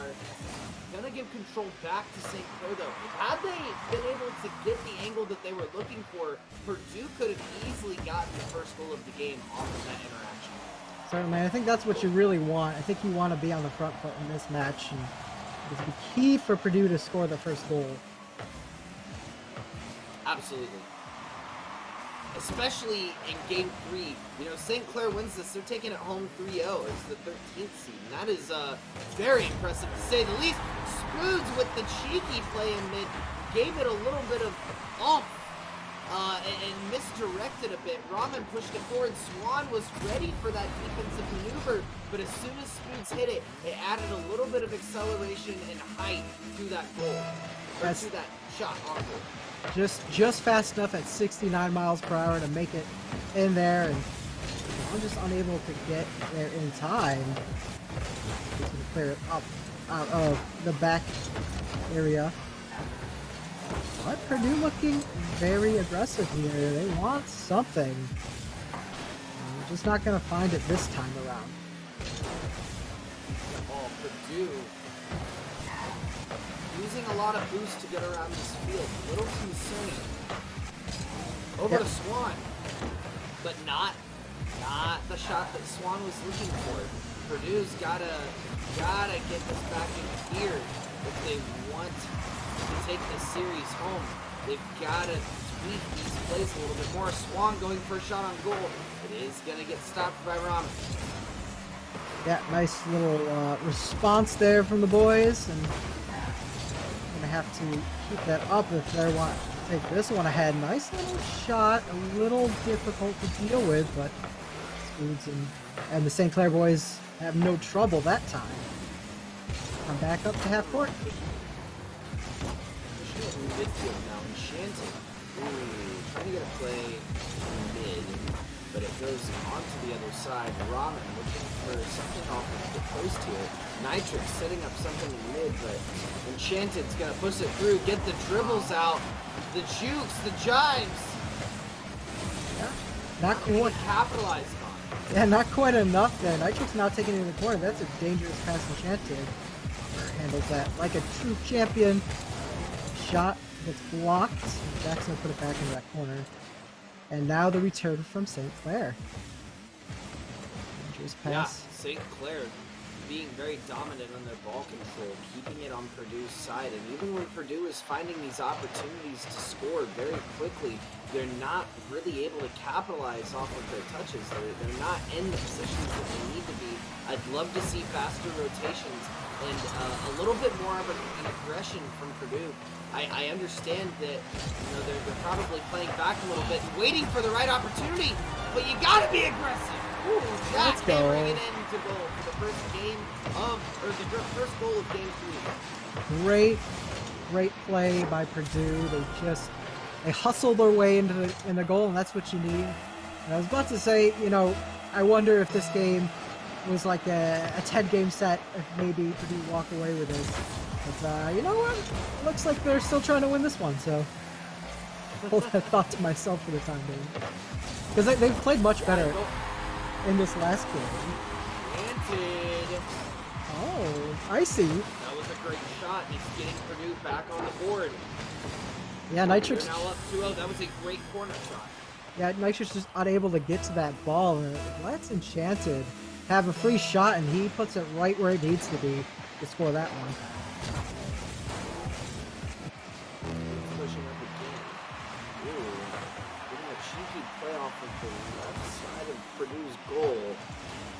Purdue not really able to find anything though. Nitrix pushing back into the post. It's going to get stopped by Enchanted. Just a lot of airplay going on. Those boosts are going to be gone by the time they land. Yeah, now the pressure's on to St. Clair to have a response. Can they close this one out cleanly? Or does maybe Purdue sink their way back into this reverse sweep? Jack probably wanted to flip there. Kind of a bit of a misplay, but they're able to capitalize quickly off of it. He's able to get the rotate back around as Booth says, no, you're not. You're going to get demoted, and you're going to respawn, and in a couple of seconds, you just take a break. Yeah, I think if Spoods doesn't make that demo happen, that is a goal for Purdue, and that puts that game out of reach. They're going to have to make something big happen here. 3 seconds left on the clock, 2 now. We are in the extra little over stoppage time, and unfortunately, St. Clair not able to respond. But fortunately, Purdue do, and that's going to drag us into a 4th game. Well, I'm a fellow Hoosier myself, and we didn't call them Purdue, right? They were Purdue, because they can do it, for sure. Now, that was a great game 3 from Purdue.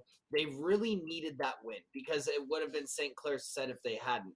They had a lot more shots on goal than St. Clair in that set, and their saves were a lot more beneficial, I want to say. It was a lot the saves that they got weren't like, it's near the goal. It was like those were shots going in almost every time. Enchanted did a great job. 3 saves of his own. But you look over at St. Clair's side, you could tell the pressure was on them. They had 5 saves on their side. So we're now moving into game 4. Yeah, okay, Spoods. Awesome.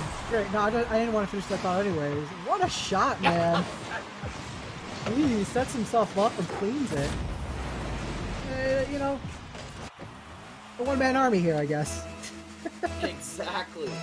So tell me, Mega Dinosaur, what do you want to see in this game 4? I think that if you're St. Clair, you're looking to basically repeat what happened in game 1 and 2. You want to keep yourselves on the front foot, keep Purdue on the back foot. Don't let them get a hold in, because we saw in that last game, if you let Purdue kind of weasel their way in, they definitely can capitalize on those opportunities.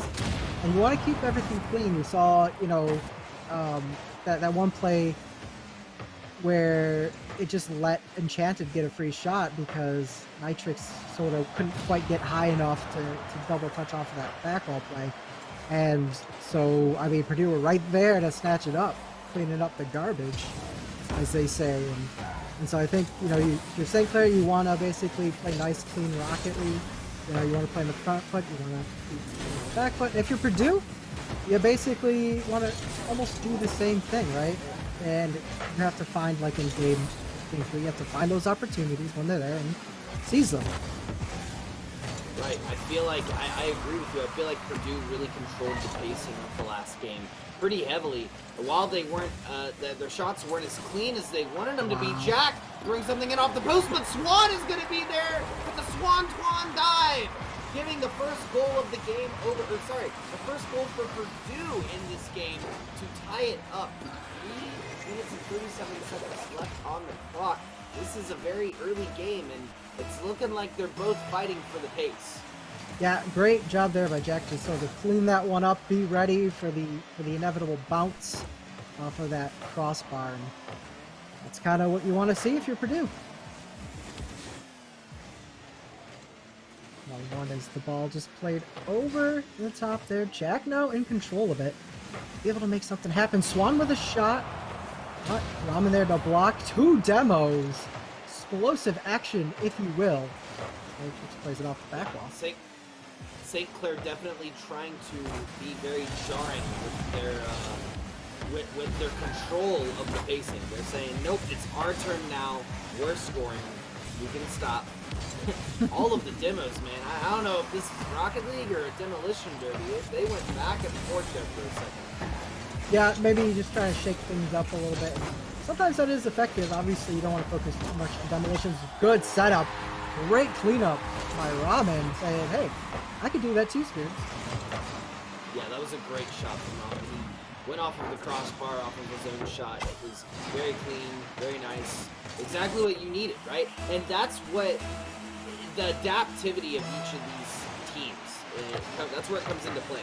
If you're able to make solo shots like that, if you find the opportunity, do it. Because you can't always trust that your teammates are going to be there for the rotate, especially if it's something that you're setting up as quickly as Ramen did off of taking possession. Yeah, you're right. I mean, obviously being varied in your skills, important in anything, right? The Spoods now cleans up that great setup from the ceiling. That's a very fast shot too, especially as it comes down through the ceiling. You have to be ready, and Spoods was there.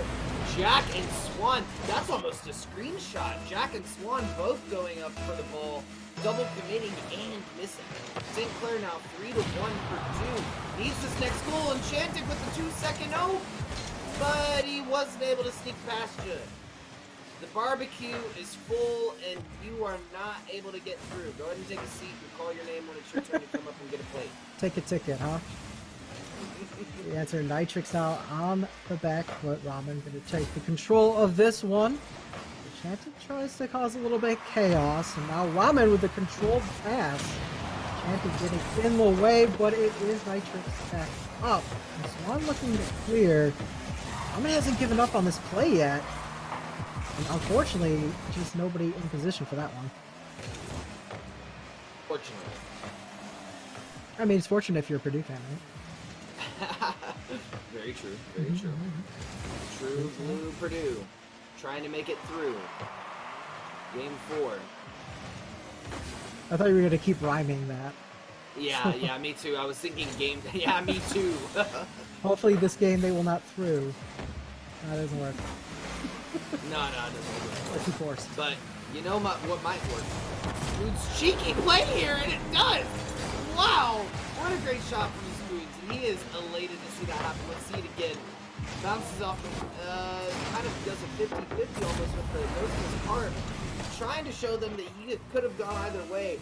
Perfectly sets it up in that corner. Nailing the 4th goal of the game for St. Clair. With a minute left, Purdue is shaken a little bit. They definitely have to find something here, and it's got to be quick. Yeah, I mean, you got to score 3 goals in a minute. Again, not impossible. Certainly can be done. But they're going to have to maybe change the way that they approach this game from this point onwards if they want to make that happen. Here's Nitrix Swan says no with a denial. That could have been very dangerous for Purdue. Good control. Swan touch was from almost Swan. going for a quick reset. It looks like he stopped and wanted to do a fake, but St. Clair was not taking the bait. No. Purdue, now 30 seconds left. Enchanted back to mid. Nitric's gonna take it though, and gonna get another shot on goal. For 5 for St. Clair. This was almost a great setup for Purdue, trying to pass it over, but Nitrix almost as a moment of highway robbery. Was able to take it in the air and push it in. Yeah, I think, he picked his pocket there.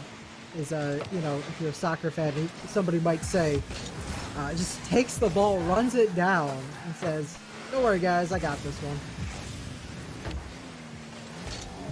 Now knock up Ramen in good position here. Just a little off on the air dribble. Spoon's gonna clear. That's a dangerous clearance, though, and Swan with a nice touch. Not nice enough. And I think that's all she wrote on this game. Oh, oh unlucky touch. Jack with the assist there. I can't tell if that was an intentional, try to stop or an intent. Yeah, he was trying to stop it. He was definitely trying to stop it. He ran out of boost. He ended up kicking it in himself. But 6-1, St. Clair taking that one home and beating Purdue 3-1 in this winner's top 8. Phenomenal performance from St. Clair. Yeah, nothing more to say, really. Wow. Yep, a bit of an upset seeding-wise, right? But I think that definitely, looking at this game, it was pretty clear that St. Clair were going to walk away with it. And there was a moment right in that third game where Purdue took it back. You're like, oh, well, maybe Purdue can make this happen. Unfortunately, just unable to change the pace of things. Yeah, unfortunately, they played their pace very, very well. And what was that game 3? And they were able to take it 2-1 in that game. But St. Clair overall coming out with the aggression.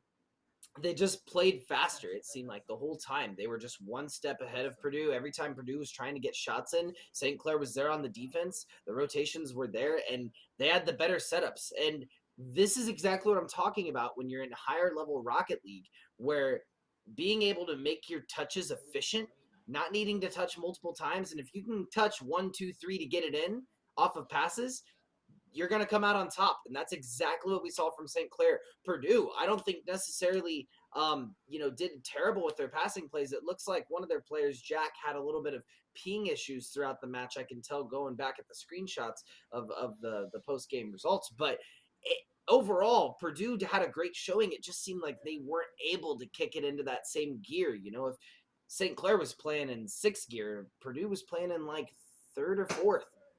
Yeah, I think pace is a big setter in Rocket League, right? Being able to play faster. And you talked about boost management too. And that's a huge part of it. We saw the last play on that own goal.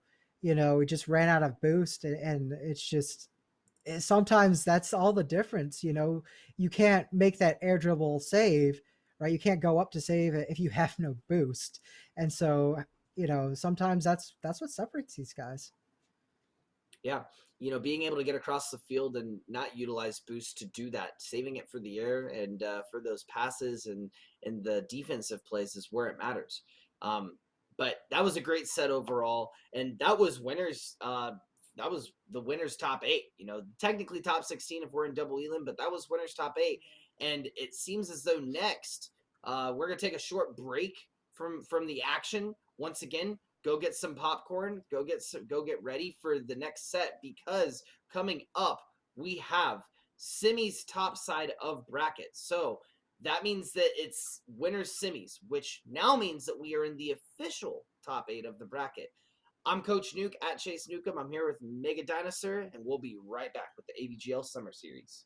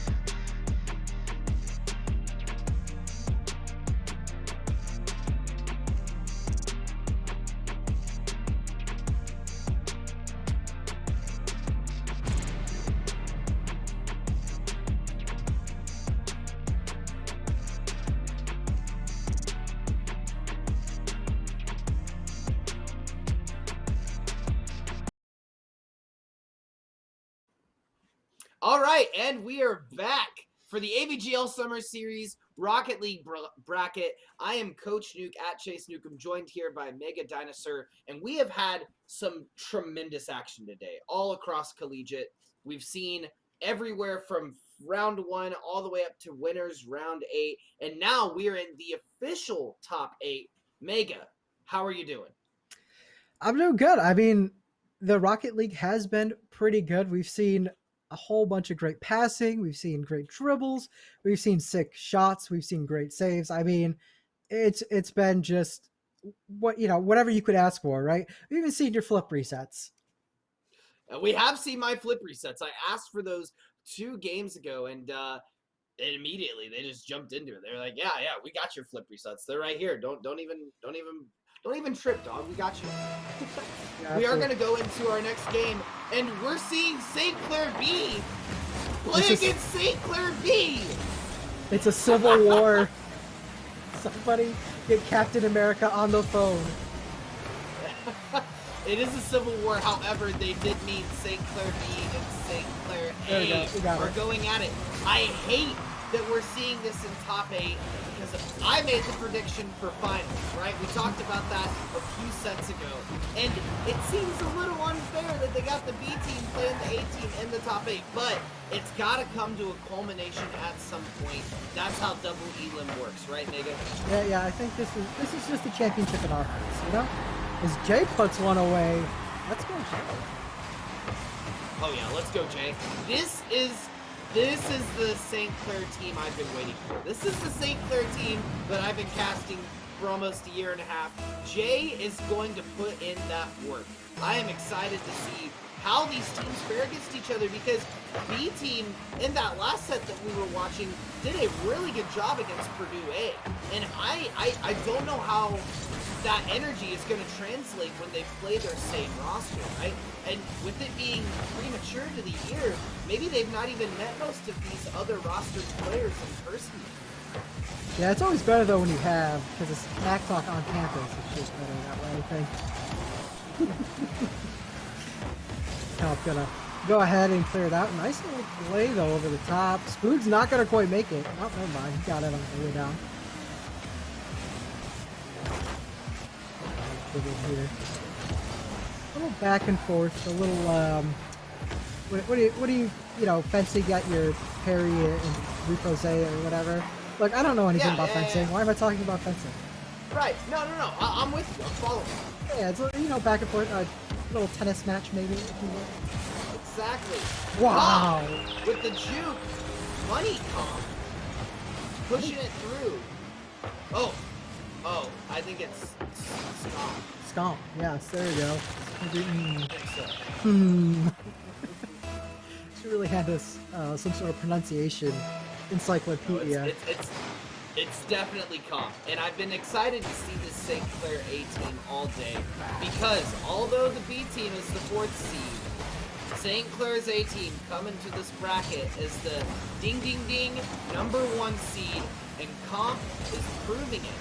First 2 goals have been insane. Jay and Comp with the positioning of gods, just pushing across this midfield like it's nothing, and really making this B team work for it. Yeah, they're certainly working pretty well though too. I mean, it's not like they have been absolutely dominated, and they can certainly make something happen here as well. He's out the back, and Nitrix sneaks it up in the upper 90, and there you go. Move as you like. Did get that in. Yeah, that was a great shot for him. And now it's 2-1. Pretty close at this point. That could go either way. I think St. Clair A has looked sharper thus far, but that last play gives me a little hope if you're a St. Clair B fan. Right. And I mean, I think St. Clair fans are winning all around for this set, right? I think at the end of the day, St. Clair will win this match though. Yes, if I were to put my money on any school, it would be St. Clair for this game. Surely they walk away with the victory. So he plays it off. All right, so they're pushing in midfield, and I'd love to get this B team and A team some value off of this. Oh, what a great shot from Comp. he caught them on the off position. They weren't moving. They were stable, just kind of hanging out in front of goal. He made the shot, but then Kamal came up and bumped Nitrix. Nitrix was going for the save there. Wasn't able to quite find it due to the bump. Heads up play there. Little thinking outside of the box perhaps, and a little bit of luck. A little bit of A, a little bit of B. As Jay saves that one. That's sometimes what you need in Rocket League. Kamal almost shut that down. Yeah. Nitrix hanging out. Not gonna get to it, but doesn't need to. Now Kamal plays it up to Comp off the back wall. Jay comes in, another shot off the high back wall, double tap, gets it in. And there's Jay for you. He was able to find that secure on his own. Put it off of the post.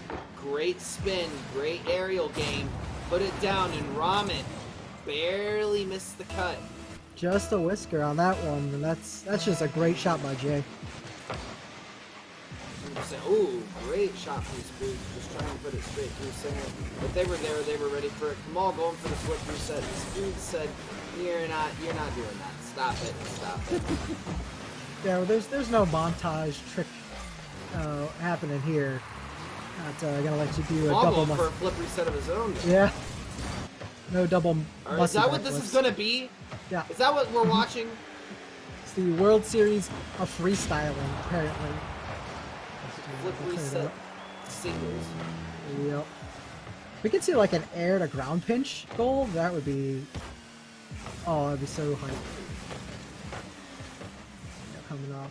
Playing Back. off this post now. Kamal. Yep. Pushing up the side. Like it.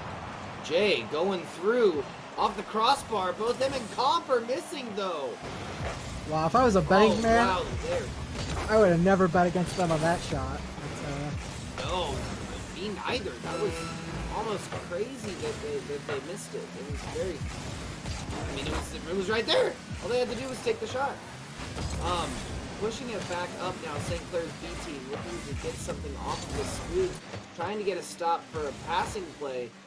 Wasn't quite able to find anything though. Now he's gonna find it as the demo comes out. He's stopping Jay in the air. They're going for these rougher plays now. The B team getting a little aggressive with the A team. Kamal pushing it up, keeping it alive. Comp back to mid. Jay finds it. Clear center for the 5th goal of the game to end out this game 1. St. Clair A team showing their strength. I'm sorry. Is this team? Are they the Butters? Because that was smooth. It was smooth. That was very smooth on their behalf, and it shows they have that great mixture of ground and aerial game. They know exactly what they're doing, and they've drilled it. You can tell just by watching that game that they are very comfortable playing with each other. Yeah, I think a very, very strong performance from them. You're right. There was a lot of team chemistry that was evident, but I wouldn't quite count out St. Clair B just yet. They might have some sort of answer coming in to game 2, which we will shortly be hopping into. I'm excited to see their response. I mean, St. Clair B had just in their last game looked very, very, very good. And if they can get back to that sort of Rocket League style, I think they can climb back into this one. I think so as well. And I think it goes back to pacing, right? They are not, I don't know if it's intimidation as a factor, but they are not able to get the same momentum that they were off of their previous sets against this A team.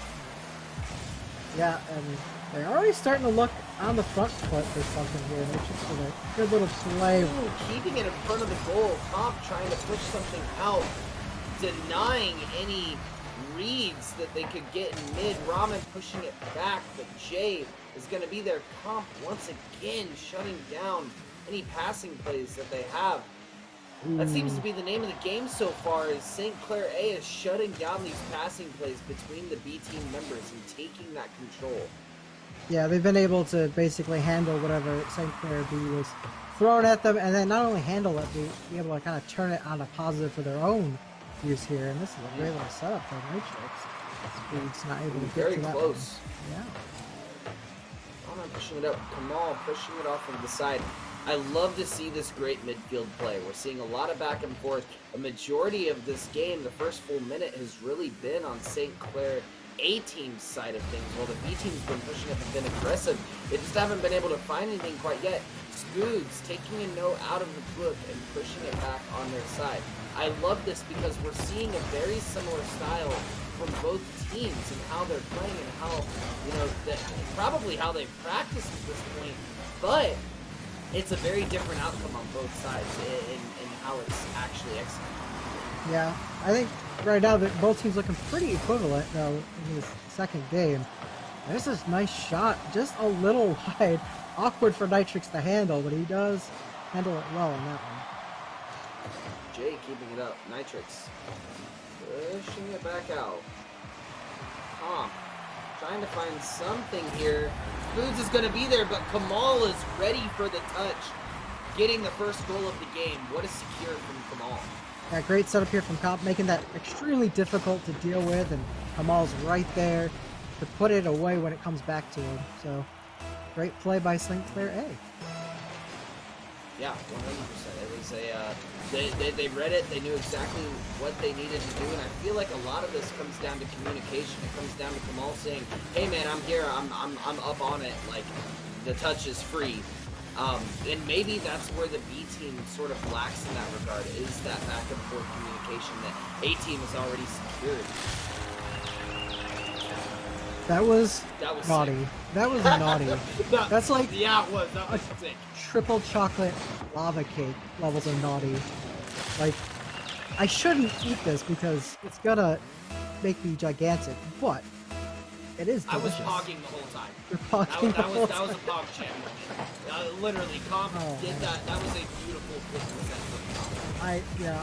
And again, if that man sends me his Twitter info, I'm Nuclear0006 on Discord. Send me your Twitter. That's a free follow. Free follow.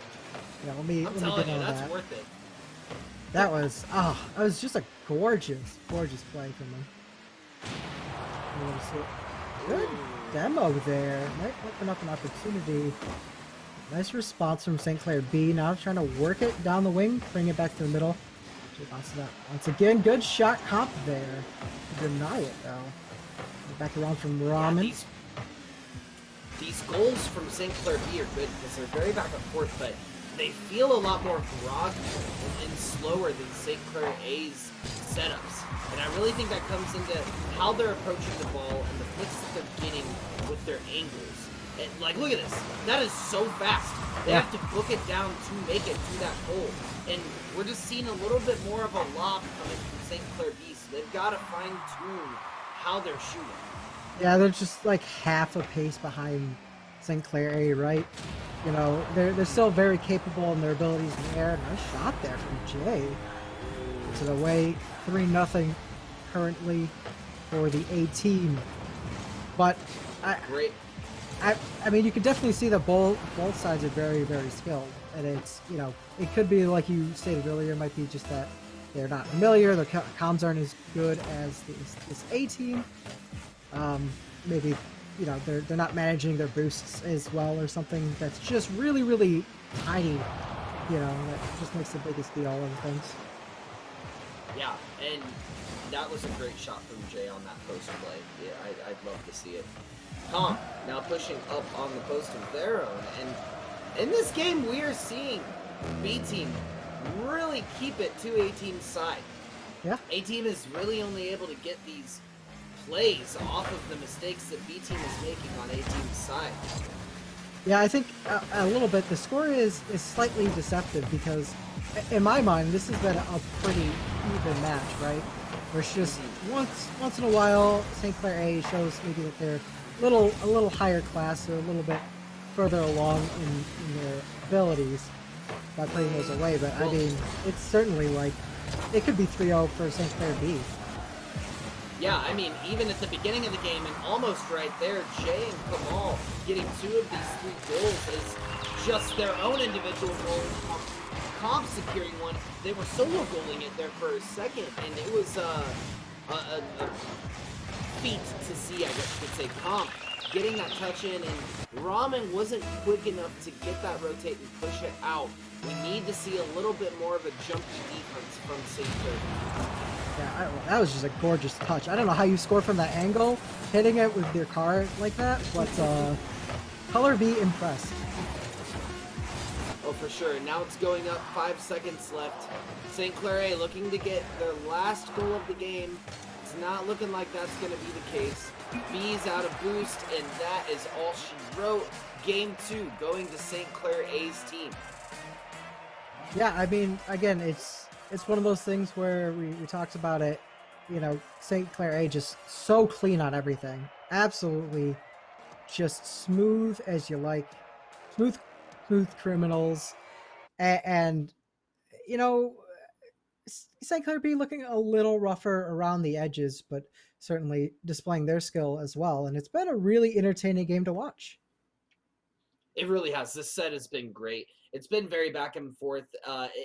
In terms of the gameplay itself, now I will say St. Clair A's team is showing the diff in how they're able to capitalize and adapt as solo players, and their comfortability in the air. I think that the B team is doing a great job of playing around each other really well, though, and just getting those secured shots.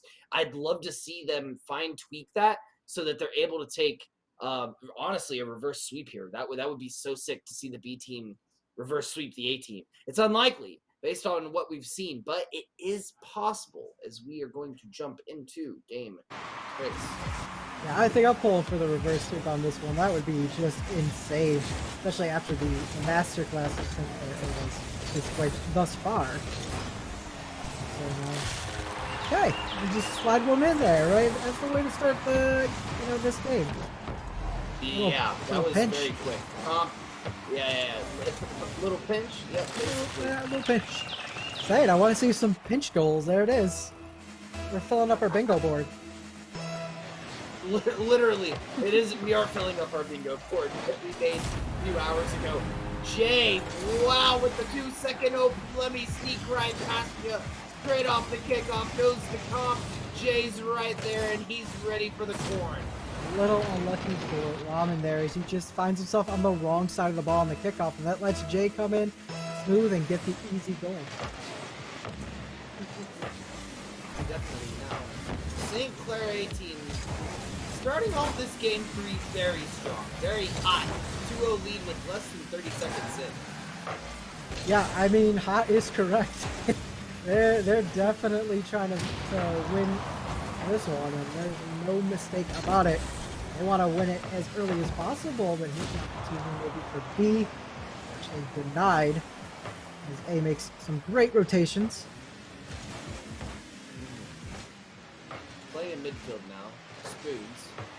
Pushing something up to Ramen. Is he going to find it? Oh no, that was so close. Nitrix was almost there. The pacing was just barely off. Nice little dribble from Spoods, but Jay has one in return. And now A is going to look on the offensive. Ramen shutting that down. And now the ball's just kind of floating in mid.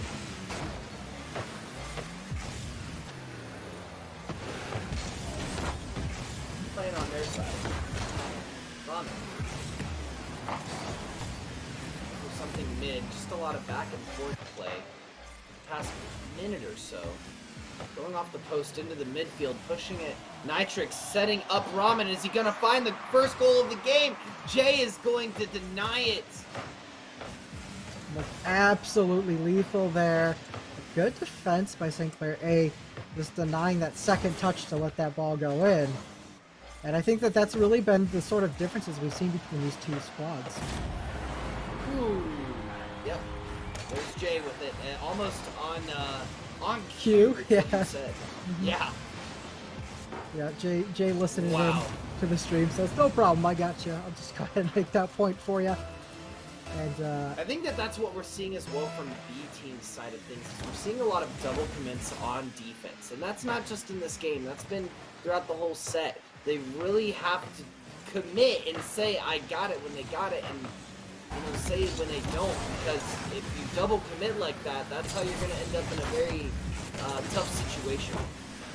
Yeah, again, we talked about the trust that you have to have that somebody's going to have it, and that, you know, not only that your teammate is going to be able to make the play, but that you yourself can make the play. You know, saying that I got it instead of not saying that, and then maybe having a teammate rotate because they don't know that you're trying to get it. You know, that can cause problems as well. Ooh, nice shot by Definitely like a maul. Pushing it out. Ramen. Ooh, Nitrix. See, that's what I'm saying. I thought for sure from the B team are beautiful. It's just A team is very comfortable with getting those rotates and not grouping up on the goal because you got to think there's going to be multiple shots on goal and you got to be ready for them. Yeah, rotation's absolutely clean coming out of St. Clair, and it's really tough to play against a team that plays this well. They have so much synergy, and it's, I mean, frankly, it's just impressive. Yeah, very much so. Trying to get it out of their own goal now and pushing up on their side. St. Clair A has 3 points. Wow. Oh, is that?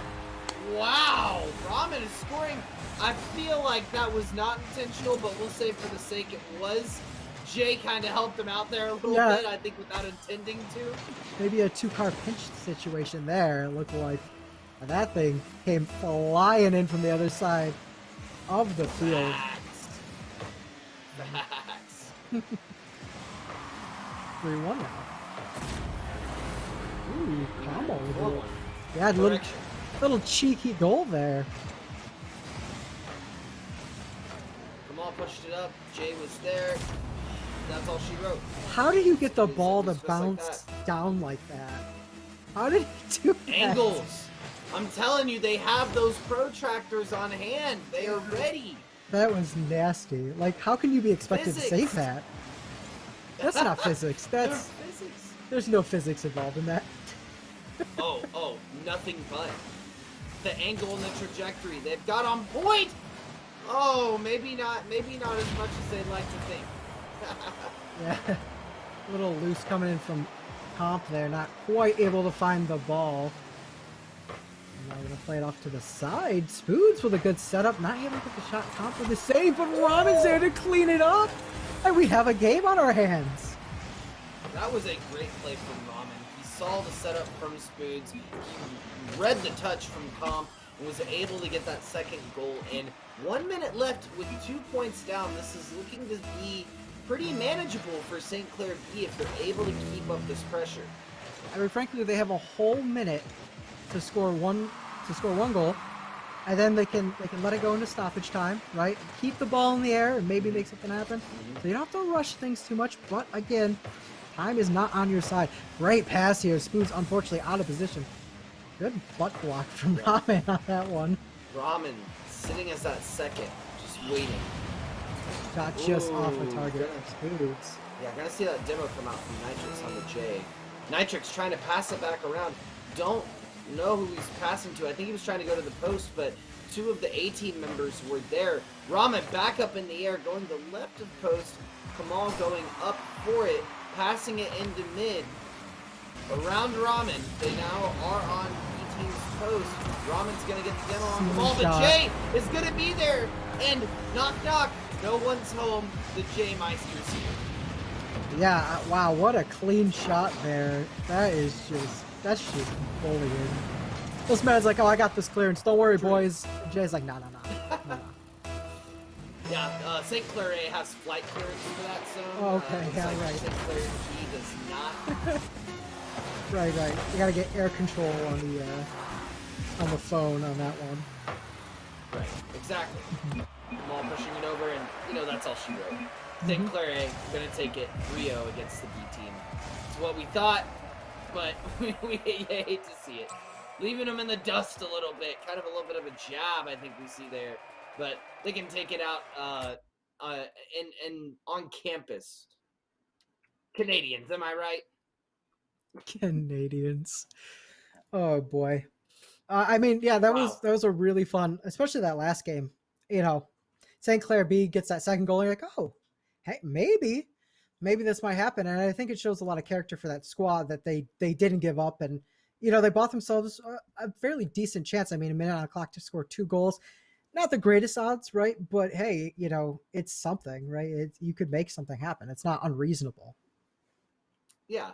And I mean, if you really look at the game differentials and numbers, it really came down to saves. A lot of the St. Clair A team had as many shots on goal as the B team. They were back and forth, but the B team's defense needs a little bit of work in order to get those saves out, because that's where A team was shining. They were ready. They had someone in goal rotating out almost every time, and you couldn't get it past them with those lobs. But the B team, they kept double committing in goal, and they kept going for the same save, not really trusting. You got to have the boost for that, and you got to be on time for those saves for sure. Yeah, I mean, they just played on the back foot, and a little panicky, which leads me to believe that maybe they were a little familiar with what this A squad could do, and they were certainly showing how dangerous they were, and maybe a little too much respect coming out of the B team. Like I said, sometimes fortune does favor the bold. I guess it does. And speaking of bold, we have the loser side of semis to go to next. Right after this very short break, I'm Coach Nuke. This has been Mega Dinosaur, and we'll be back with the AVGL Summer Series Rocket League action for you.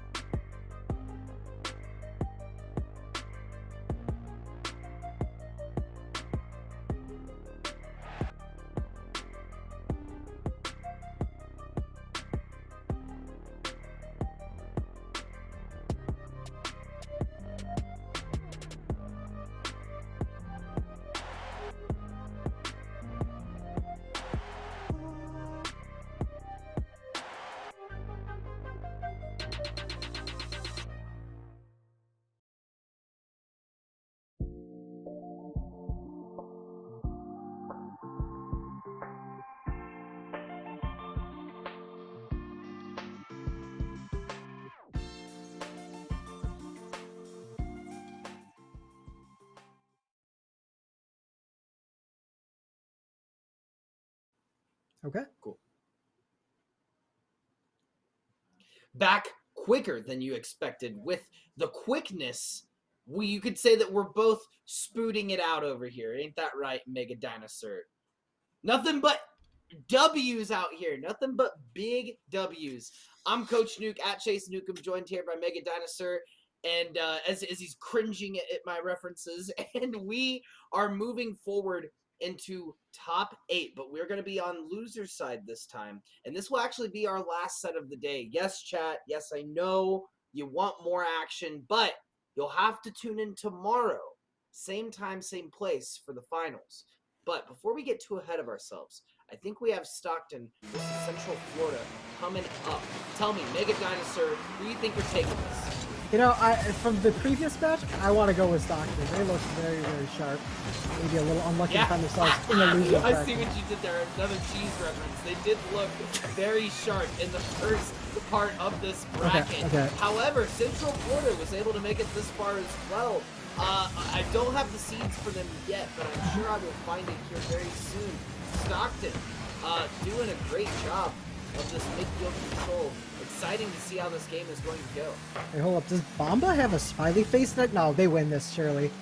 You can't beat the smiley face. I mean, hey, it's too good. Exactly. That guy has nothing but vibes. Assuredly. Nothing but vibes, is that what you said? Yeah, good, positive vibes, man. Positive vibes. Nothing but good vibes. Yeah. That's what we love to see. That's what I'm saying. Yeah, we saw Stockton a little bit earlier take on Ohio State White, and they took that set from them. So looks like they lost at some point in the winners bracket. Ah, yes, they had to fight up against Akron, and I think Akron went on and Stockton went down, or they lost against UCF. Either way, this game won. Back and forth, like I said earlier, just feeling each other out, kind of a little bit of a slow play, just playing around this midfield, getting these passing plays out, and staying warm. Yeah, just, you know, the little check phase. See what you can get away with. See what the other team's going to try to get away with. You don't want to commit too strongly anything. Just put out feelers, you know? Right. You see the cutie at the bar, you know, you just say hi, you know? Just introduce yourself. Snipes. Now with BTS, is that Snipes? Yes. Like BTS, like Bits. Like the band? Bits. Oh, okay, yeah, that makes way more sense. I thought it was BTS, like the band, but it's Bits. It could be a K-pop going, I guess. Hopefully he'll K-pop off tonight. But Buzz is beating him to the punch. That's a nice little goal. Got Bambi. Almost got that shot, but Buzz was quickly able to steal it. Now it looked like Top Cheese just completely whiffed, but I'm gonna say that was a great fake by Top Cheese. I think, you know, good fake by the boy. Maybe when Florida put the guard down a little bit. And that one ends up in the back of the net. That's a good interception. Not gonna quite have enough though. Cheese does manage to put it on frame, but not in frame. Now, Rip chasing it down. Putting it up. Little competition there. Air. Playing off of this post. Looks like they're going to try to get to midfield. I love the rep of the yellow for Central Florida. Stockton in the blue. Bambi going up. Trying to break out of the zoo. Quite able to find anything. Now, a lot of nice air dribbles, but ultimately, both sides have sort of had an answer for that, right? And wow, that shot almost sneaks in. Pushing it back around. Now, something very interesting to keep in mind, I was able to find it, is Drip is going to get the quick demo on Snipes, pushing up toward the goal. Bus is pushing out, going for the goal, but Bits is going to be there just in the nick of time to stop it. I did want to mention Stockton. We mentioned earlier the 6th seed, and Central Florida is the 7th seed. So this could be a very, very close set. Certainly could be. Close set would be a great way to round out the evening. Let's try to put that one in. The ball is starting to go to the other side. Drip handling it well, but Bambi does get enough on it. Bump there. Bits. Let's get something in front of goal, but Drip pushing it back to the midfield. Snipes trying to get it out of their post. Gonna pass it over to Bits. Now Bits going up the side wall. He has no boost. He utilized all of his boost to get it out there. Threw it over to Snipes, but Top Cheese is gonna be there for the coup to save. You know, I feel like at some point I should just stop humoring you. Wow, that was 100% right. I was 100% right. I was so clean looking too. Fortunately, that one was intercepted. Or something. I'm always right. What are you talking about? Also, I think I'm always right. How dare you? 15 seconds left in this game one, and this has been a very pointless game one, if you will. It's just been a very back I and see forth what you've battle. done there. Yep. Oh, 3 Top seconds cheese. left. Central Florida Bits. needs to find something. Whoa! Stockton almost securing their second goal of the game, but weren't able to quite secure it as the match did end in time. That dastardly timer just ruining everybody's fun. Almost sneaks one in. Dastardly timer. Dastardly timer. Wow, I'll get you one That was day. a really good. That was a really good game one. Central Florida, not that many shots on goal. Stockton, lots of shots, and Central Florida came out swinging with those assists. But it's almost like the story that we saw earlier. We need to see both offense and defense. We need to see the aggression. We need to see Central Florida make more off of those passing plays. They were honestly just slow, and they need to be a little bit faster if they're going to want to get the points that they need to win these sets. Yeah, definitely a close game, and I not outside of Central Florida's grasp by any means. And I think that, out of all the games we've seen today, this is certainly the closest, right? Like, certainly the closest within grasp for Central Florida to be able to, turn things around here. So we'll see if they're able to do that. Good fake there. Nice save by Bambi. How did they dribble it out? Snipes now taking it downfield, passing it over to Bambi. What's Bambi going to do with it? Passing it back to Snipes, but Drip is going to be there. And the demo comes out, one for each. Bus on Bits and Bambi on Bus. Bus on Bits. How did you say that? I'm like, meh. Phonetics are a wonderful, beautiful thing. I just like this play that we're about to see from Stockton. Ooh, I thought it was going to go. You jinxed it. You just want... What? I just jinxed it. Wait, I just want to what? I thought you said I just want to... Oh, just want to have fun. Oh, well. Girls just want to have fun? I'm with you. Girls just want to have fun. True. As does Central Florida, but they're not going to have a fun time if they don't put the aggression up. Top Cheese going for a sick goal, but Bambi is going to be there to stop it. Bambi, I didn't know you could fly. What? Memers in chat will get it. Okay. Alright, well, you young kids in the news. Great shot from Bus, though. That's something I can talk about. Look at this setup here. All aboard! Here to click your ticket, Bus is snapping it in for the first goal of the game. 3 minutes and 34 seconds left on the clock. We are seeing a lot of low-scoring games come out from Central Florida and Stockton. I think that's a testament to the back and forth kind of play that we're seeing in this set. Neither is really able to get a huge edge on the other. Stockton, we're seeing that bit of a slight edge, but not so much that Central Florida can't put a halt to it, right? Yeah, certainly. And I think that... Oh, nice little save. He hit it too! That was wow, beautiful from Snipes. What a flip reset, man. Puts it right in the corner. That's deadly. I gotta say, Snipes, I'm telling you, man. Send me a DM, that's a follow on Twitter, because he did not go off of the ceiling in that shot. It's even harder to hit those flip resets off of that control from the ground. That's what we saw from him. The second one, I'm sorry, setting his sights. He's been sitting patiently waiting, but the headshots are coming through as Snipes is pulling forward for Central Florida. Setting his sights? Yeah. His snipes? Snipes is setting the sights. Oh, man. I gotta say, you were on your fun game tonight, sir.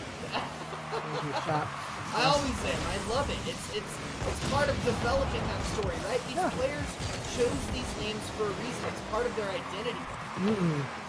It's true. I mean, honestly, you can't be a caster without being able to have some sort of pun mastery. You actually have to go to school for about 6 months in pun school. It's a lot like clown school, but people hate you more. Top Cheese gonna. Pretty much. This is where Drip sends it flying. Bits across the back. Now Snipes looking to do it once again. Bus not parking the bus. They come out proactively, stop that one. And now Top Cheese at the top of the field, flying in. Yeah, I'm working on my pun game. It's coming out. Yeah, you are. And that one was pretty good. Top Cheese setting up something mid. Is Bus gonna be there in time? Nope. Bits is gonna get there just by a bit. Stop him in time. That nice interception. The rotator out. Yep. Little mid-air collision for ya. Big demo. Unfortunately, Bambi just there.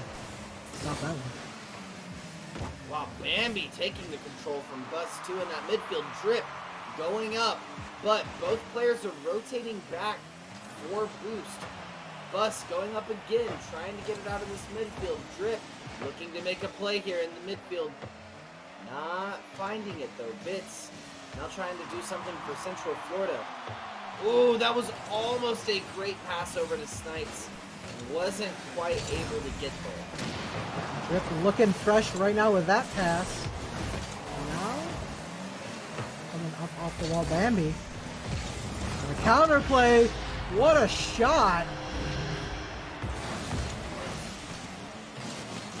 Off of the wall. Oh, yeah, that was little great spin for action. Utilized all of the boost to get it there, and really they didn't have an option but to try to run back for it as they saw that Bus wasn't going to get there in time. Top Cheese unfortunately overrules it, but that puts Central Florida ahead 3-1, and we just hit that 1 minute mark. What do you think, Mega Dinosaur? I think Florida has all of the momentum in their favor, but it's certainly not out of reach for Stockton. We've seen teams struggle to come back with that 1 minute, 2 goals to go, but they could make it happen here. Top Cheese looking for the setup. It's intercepted by Bits. Drip back in. Bambi says, no, it's going out. Nice block Top there. Cheese almost securing that one too, wasn't quite able to get it. And that's where we're seeing the difference in this game. Bits going in for that shot. Snipes barely hitting Bits in the corner. You can see it. There's the pinch off of the corner as well, off that post. Is it going in? Oh no, Snipes is there to stop it. Great save by Snipes. Top Cheese looking to set it up. The air dribble looking for the flip reset possibly. No, he fakes it. And unfortunately, Stockton just not able to capitalize, and that's going to be game 2. That is going to be game 2, and that's time it's going to go over to Central Florida for that game 2. And I loved to see what we saw with Central Florida in this second game, because they really recognized that they had to stop these plays before the passes even came out. They had to step in, and they couldn't let the passes they couldn't let them pass, because as soon as you let Stockton get back and forth and get those passing plays to each other, they're going to nail it in. And that's what we saw in the sets earlier with Stockton. So Central Florida definitely did a great job of reading their opponents so far in that game too. And when you get into the higher level of Rocket League, that's what it's all about. It's all about reading your opponent more so than being focused on what you're doing. Yeah, a great correction, great, way to sort of make up for game 1 and change things and be able to find the lead here. Now the question is, or the ball even, if you will, is in Stockton's court, and see if they can come up with a counter to what Central Florida is putting out. And we go back to that fencing, parry repost situation. Yeah, I think that we're going to see that in the set, if I'm honest, Dinosaur. I think that it's going to be a close set either way, especially from watching that game 2. It's going to come down to how adaptive each of the teams are, because they have the strategy down. They have the passing plays down. It's going to come down to how well they can read each other in order to make it happen. So going into game 3, we have a tie set. We do have a tie set. It's exciting, right? This is Yeah. This is could be one of the games that goes the distance. And I'm excited. I think it will. I think I'm actually going to throw the prediction down that I think that this could go to game 5. We're seeing a lot of great action out from both of these teams and all of these players. I love that we're getting Central Florida some screen time, because they are doing a phenomenal job of passing over Bits, scraping at the Bits to get that goal in. 30 seconds in. What a great play from Central Florida. I think that pun was a bit much. What an absolutely fantastic play by Central Florida, and they are seizing the momentum early here. Now Stockton is going to have to send a reply. Wow, Bits almost getting that goal off of the kickoff too. That was great, but Bus was there in time to stop it. Almost threw the kids to the front of the bus, hitting that accelerate that pass. That was really close. Bambi pushing it in. Wow, Snipes is there for the unjunked 2 play. Wow, Central Florida finding their stride in this set, and they are running with it now. And Stockton have got to compose themselves, come up with an answer, because if not, Central Florida surely comes away with the dub on this one. And there we go. We love to see it. Top Cheese representing. Drip pulling up. Let me just sneak right past you with the drip drop split splash. Getting it in the goal. Great play from Stockton. Now they're leveling it out. It's just like you said, Dinosaur. They need to make this a closer game. 1 minute in, getting Central Florida with 2 goals is not where you want to be if you're Stockton. Yeah, and I think one thing that I've liked so far from Stockton in their response is they seem to be playing a little bit more risky. A lot of times we see teams sort of maybe back off a little bit and play a little hesitant. But we're seeing Drip coming out with some fun spins. You know, he's being a little bit more aggressive on the ball, and Stockton, you see Bus also being a little bit more aggressive, and that's the sort of response I like to see when it comes to being down.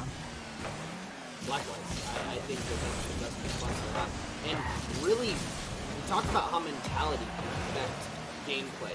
I think more importantly than gameplay, mentality can affect communications. And if, oh my God, what a play from Top Cheese. Watch this again. He held it right above the goal. He knew Trip was going to be there in a second. He stopped it, going around Snipes and Bits. What a way to tie up this set. Great play from Stockton. Their comms have never been better. They needed to communicate there for that to happen, and they recognized it in the moment. Now, you talked about having to read your opponent, right? I don't think you could have read your opponent any better if you are Cheese on that one. Yeah. Cheese did a great set. That was a great setup on this one. I was looking for something, not able to find it. All is cleared out to the wing. Cheese ends up winning that one. Wow. Dangerous bounce. Snipes able to respond though. And now the shot saved by Snipes once again. That's why you don't double commit. That is exactly why you have people in goal to rotate. Bambi pushing it around. No boost in that corner though. Gonna have to take it up. Bits going around, able to find the boost. Drip. We're seeing a lot of 50-50s over on Central Florida's side.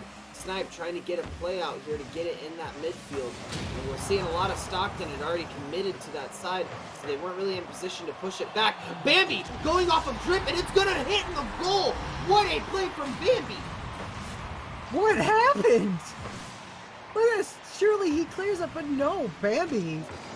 That was a great read by Bambi. I know now that Central Florida is going to win this set. That's it. Because you can't lose to a Disney prince. Let's go, Bambi!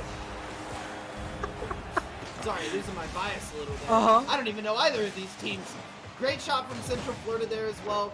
Bus tried to pop it up to get it out, but Snipes caught it. That's exactly what I was talking about earlier, Dinosaur, when you need to do something off of your touches. You can't just touch to clear. You have to touch to pass or touch to get it somewhere where your teams are going to be. You want to touch with intent, I think is exactly the best way to put that. And here comes Drip. Almost Bits denies him the satisfaction. Bambi now looking for something. He's looked very good in this game in particular. He's gonna do a little air dribbling there. Little collision. Same team, fellas. Ooh. Great play from Top Cheese, pushing it into that mid-rotate. However, no one on Stockton was there to capitalize. You hate to see it, so it was a great setup. Yep, that's with a nice little interception there off the wall. Good control. Snipes with the fake. What? Stockton read it there. Comes Cheese down the wing. Has Drip Looking for the setup. Snipers gets in the way. Bounce off the ceiling. That is always a dangerous ball. Drip. Looking for the finish, and he finds it. Wow. What a shot from Drip. But it was an own goal, so I don't exactly know what the thought process was there. I have no idea why he did that. Okay, this is why he did that, alright? He's playing the mental games, right? He's lulling the other team into a false sense of security. Bambi scores an awkward one there off the wall. Did Bambi actually score that? Let's be real. Yes. He was the last one to hit it. He was the last one to hit it.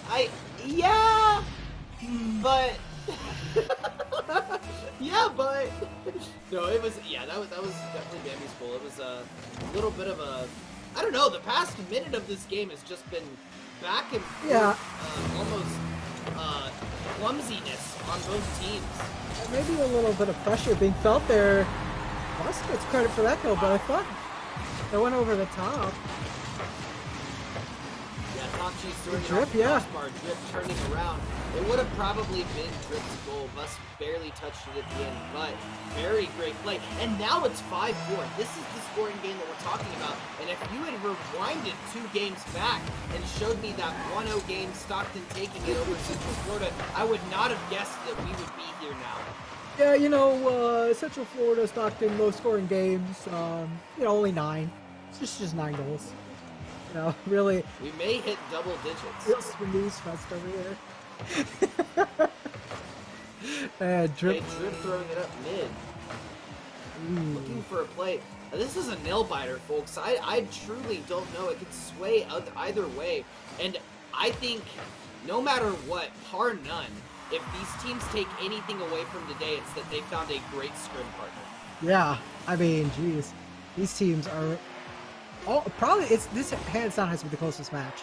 I mean, this can go either way. There's still 5 seconds on the board, but like Stockton could easily hit one in and it just goes. That turns everything around. Gotta keep it alive. Are they gonna get it there in time? Buzz keeping it up. Central Florida is gonna take it. They almost own gold that time, and that would have spelled I guess the recipe for disaster had already been concocted, so it would have been more of a spice on top, if you will.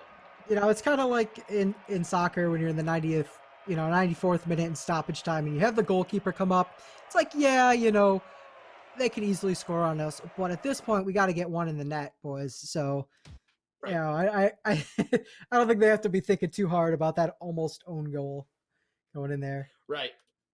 No.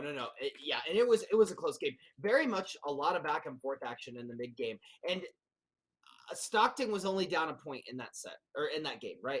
But that is also due to Central Florida own goaling at one point in the game. So this game 4, we got to see Stockton add that pressure a little bit more. As I say that, Drip off the rip, trying to get it in, splashing around, not able to find it off of the 2-second opener. Very quick to the chase. Yeah, almost out of the gate. Stockton looking to make a statement, and they have all the pressure in the world right now. You're looking to clear it, but it's a little sloppy. She's unable to get on top of that and take advantage. Play it across the middle. Snipes clears it out. Looking to play it back, and the pressure is still in favor of Stockton. Yeah, Stockton's got to just find more impact. Much more of an impact off of their touches. And as I say that, Top Cheese throwing it inside, looking for the cheddar. What a play. Right on cue, man. Right on cue. Got to do more. And Top Cheese is like, no problem. I got you, fam. Okay, yeah, I got you. I feel like we have like a telepathy thing going on where he just hears me. Because it was the Stockton game earlier where right before the set I said, I'd love to see flip resets. As soon as we start, Top Cheese goes, oh, you'd love to see flip resets? Here you go. Well, you've heard of Caster's Curse. Apparently we have the Caster's Blessing. What we have over here. Blurst. The Blurst. Oh, man. Bus off of the wall. Bambi now with a good opportunity. Nice little dribble. Cheese reads that like a book. And now it's going the other way. Here. Bus looking to make something happen. Nice bump to take him right out of control.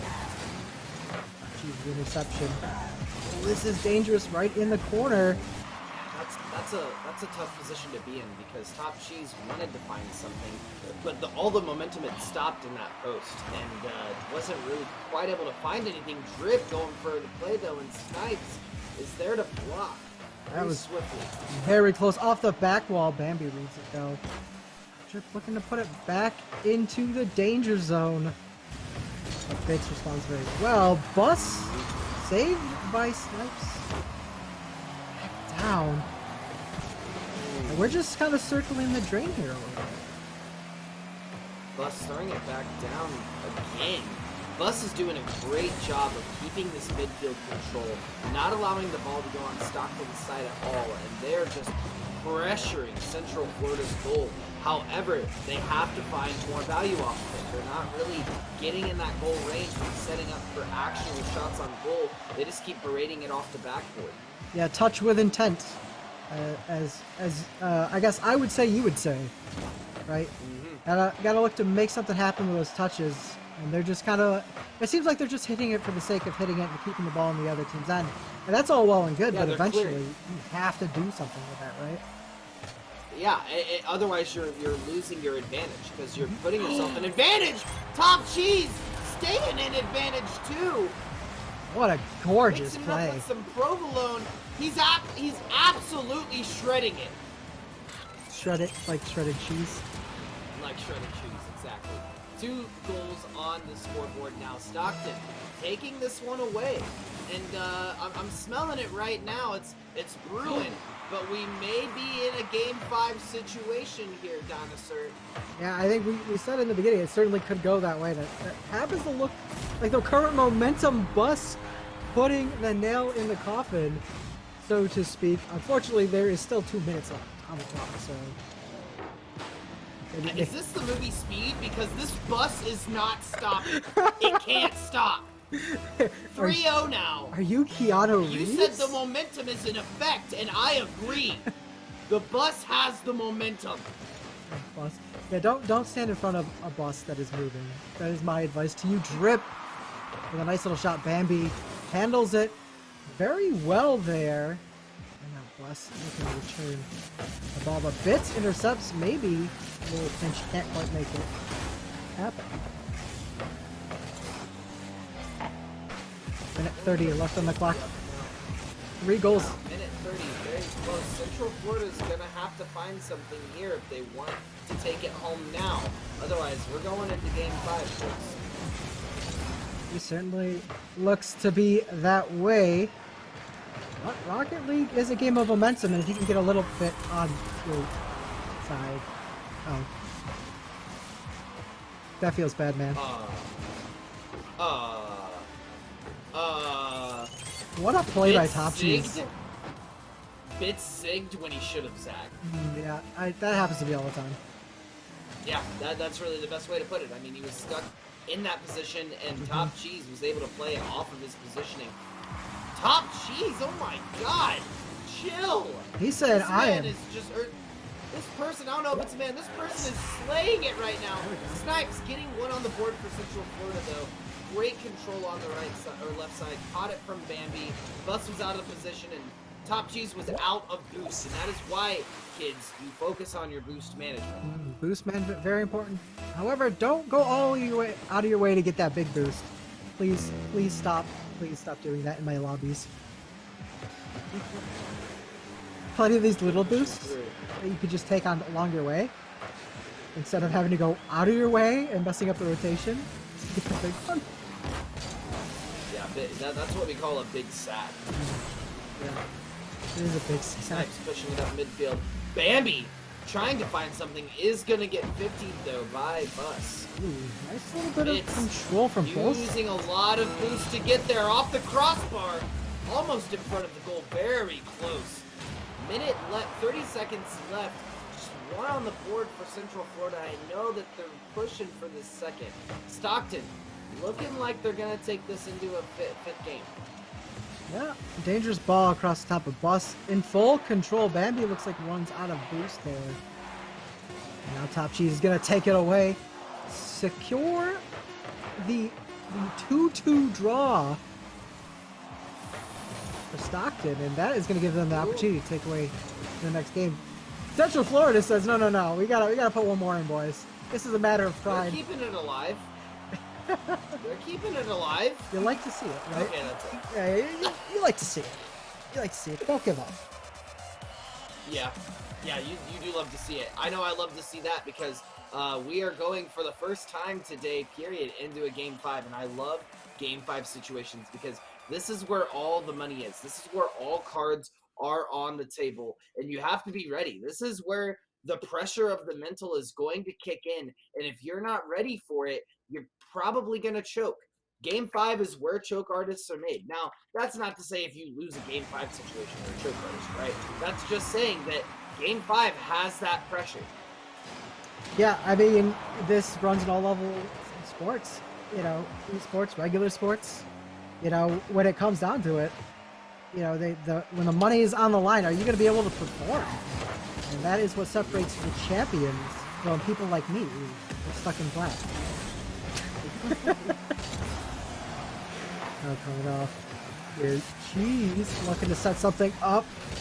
Maybe just gets enough on that. That sets up hits. Back to Bambi, gonna play it off.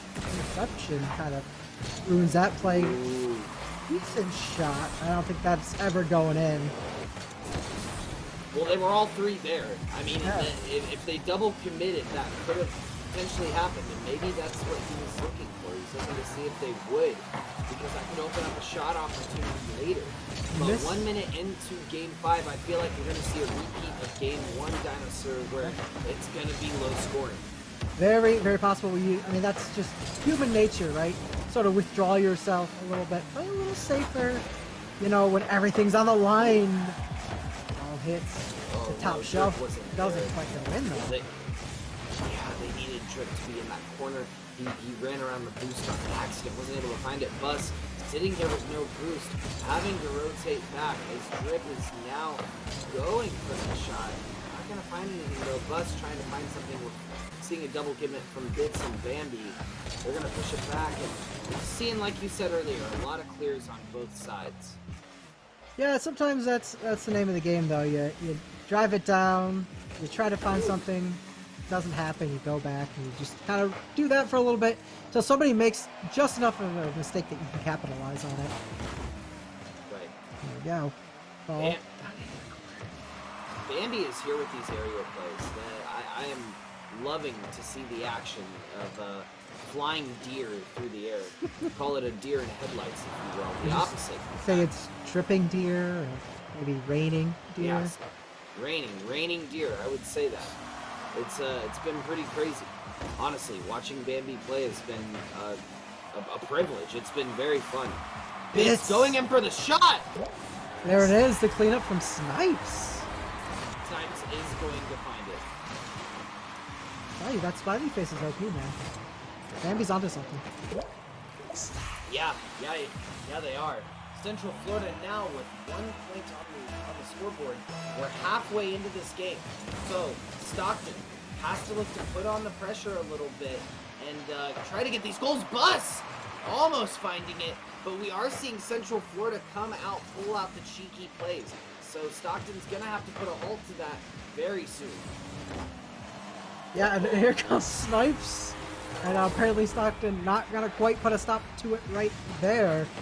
Now, I need to see this again. So Snipes came up, and Drip was not in position. He ran back for it, but he wasn't able to get there in time. Very clean pre-flip on that one, and sometimes those can just catch people off guard. And wow, that's a fast little pinch right there. Now off the wall, Bambi there though. Bambi's everywhere. Bambi is out here taking shots. Right, which is kind of the opposite of what you would expect. Anyways, here goes. Nice little lofty shot from Bambi. Not gonna be too much of a danger for the Stockton team. Ooh. Snipes with the great ball control there, stopping it right in front of the goal, trying to take it up and in. But Stockton was not having that, and that's kind of the sauce that we're seeing from Central Florida. Is their plays are hard to script because they have very unique ways to kind of engage, touch the ball, and play off each other. Yeah, a lot of great teamwork coming out. I think for both sides. I think Central Florida, though, just having that pressure that makes things difficult to deal with. And as the clock ticks down, you got to play more aggressive, and that just leaves you open. And so you have to almost risk it, right? You're almost throwing the dice. Yeah, they are rolling the dice. 1 minute left. Game 5, Stockton has got to show up, and Top Cheese is here to do it. That is the answer we were looking for. 56 seconds, a whole 56 seconds now. Stockton has to make something happen, and they certainly can. And if you have a playbook, now is the time to whip it out, because you're going to need that play. Top Cheese literally said, okay, so y'all are looking real blue, and I'm here to fix that. Wait, Top Cheese said queso? Yeah. Exactly. Queso, and y'all are looking blue. I got two in that front. Bambi pushing it back up now. We're going to need to see an aggressive Central Florida to stop this aggression from the Stockton. Like they say, the best defense is a good offense. Central Florida, if they're able to keep it in Stockton's corner, Stockton won't really be able to do anything else for the rest of this game. Running out of boost, drip goes up and then right back down. Top Cheese trying to push it up. Midfield. Anyone going to be there? Bitz is. He's going to stop it immediately. Drip with the pass.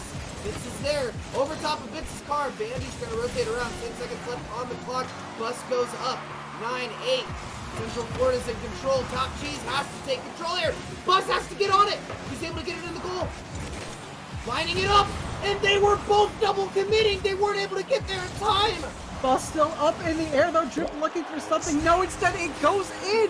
And Snipes cleans out this last game. Takes it for Central Florida. Man, oh man, that could have been overtime.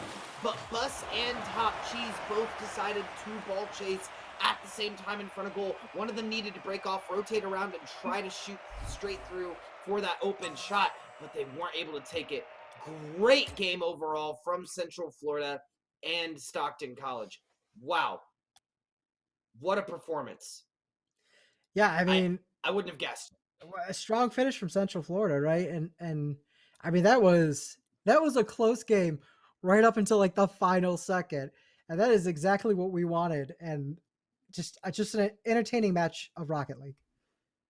Yeah, I gotta say, both teams GG's. Like I said earlier, if you don't have a scrim partner, now you should have one, because that's a no-brainer. That was a great set, and it goes to show, as we progress through this bracket more and more and more, the competition raises up more and more and more, right, Dinosaur? I mean, we casted at the beginning of the day, some 3-0s back and forth in between games, but as we're reaching the end, that was a phenomenal set. And I will say, if they want to come back tomorrow, there's going to be more Grayed Out Rocket League action, right? I was going to say, I'm super excited to see what tomorrow holds. I mean, we got finals. It's the big leagues, right? Everything's on the line. It's all or nothing at that point, and so really excited to see what some of these teams that we've been following along their ride, along their journey, what they can pull out, and some of the teams that we haven't quite gotten to see play. Yeah, and we saw matches all throughout the day, right? So I'm going to give a quick recap, what you saw on stream. You can go back, watch it back. It was a great day overall. But we started out the day, round of 32 for playoffs. We had Boise State versus Oregon State. Boise was able to take that. Boise was the 4th seed overall, and that was the Boise B team that we saw, that we see later on play. And then they won that 4-0 in that last game. And then we went into the next set. We saw Stockton versus Ohio State White. Obviously, Stockton moved forward. We saw them later in the bracket as well. That was 6th seed versus 11th seed. That was very close set as well. They did take it 3-0, but it was a little bit back and forth. Then we carried on into our 3rd set, which was Purdue A versus St. Clair B. And then in the 4th set, we were in winner's side of top 8. We had St. Clair B versus St. Clair A, the St. Clair match. I know y'all saw it on stream. It was wonderful. It was really fun to watch. And then finally, we just saw Stockton versus Central Florida. So overall, just a tremendous day of Rocket League. And you should show up tomorrow, same place, same time on the stream, to watch more action. If you liked what you heard today, if you think that I'm a cool dude, and if you think Mega Dinosaur is a cool dude on this side, yep, you should follow us on Twitter. Follow me at Chase Newcomb. I'm almost 10 followers short of 1,000. Be that little push to get me over. It would be much appreciated. Mega, any shout outs on your end? No, I think you covered it. Definitely show up though tomorrow because I think that we're gonna have some real exciting stuff happening. Really though. Well, it's been a pleasure hanging out with y'all for a majority of the Saturday afternoon. I know I'm a little hungry. I gotta get some food, and we'll be back later tomorrow. And have a great day. It's been a good time. Peace out.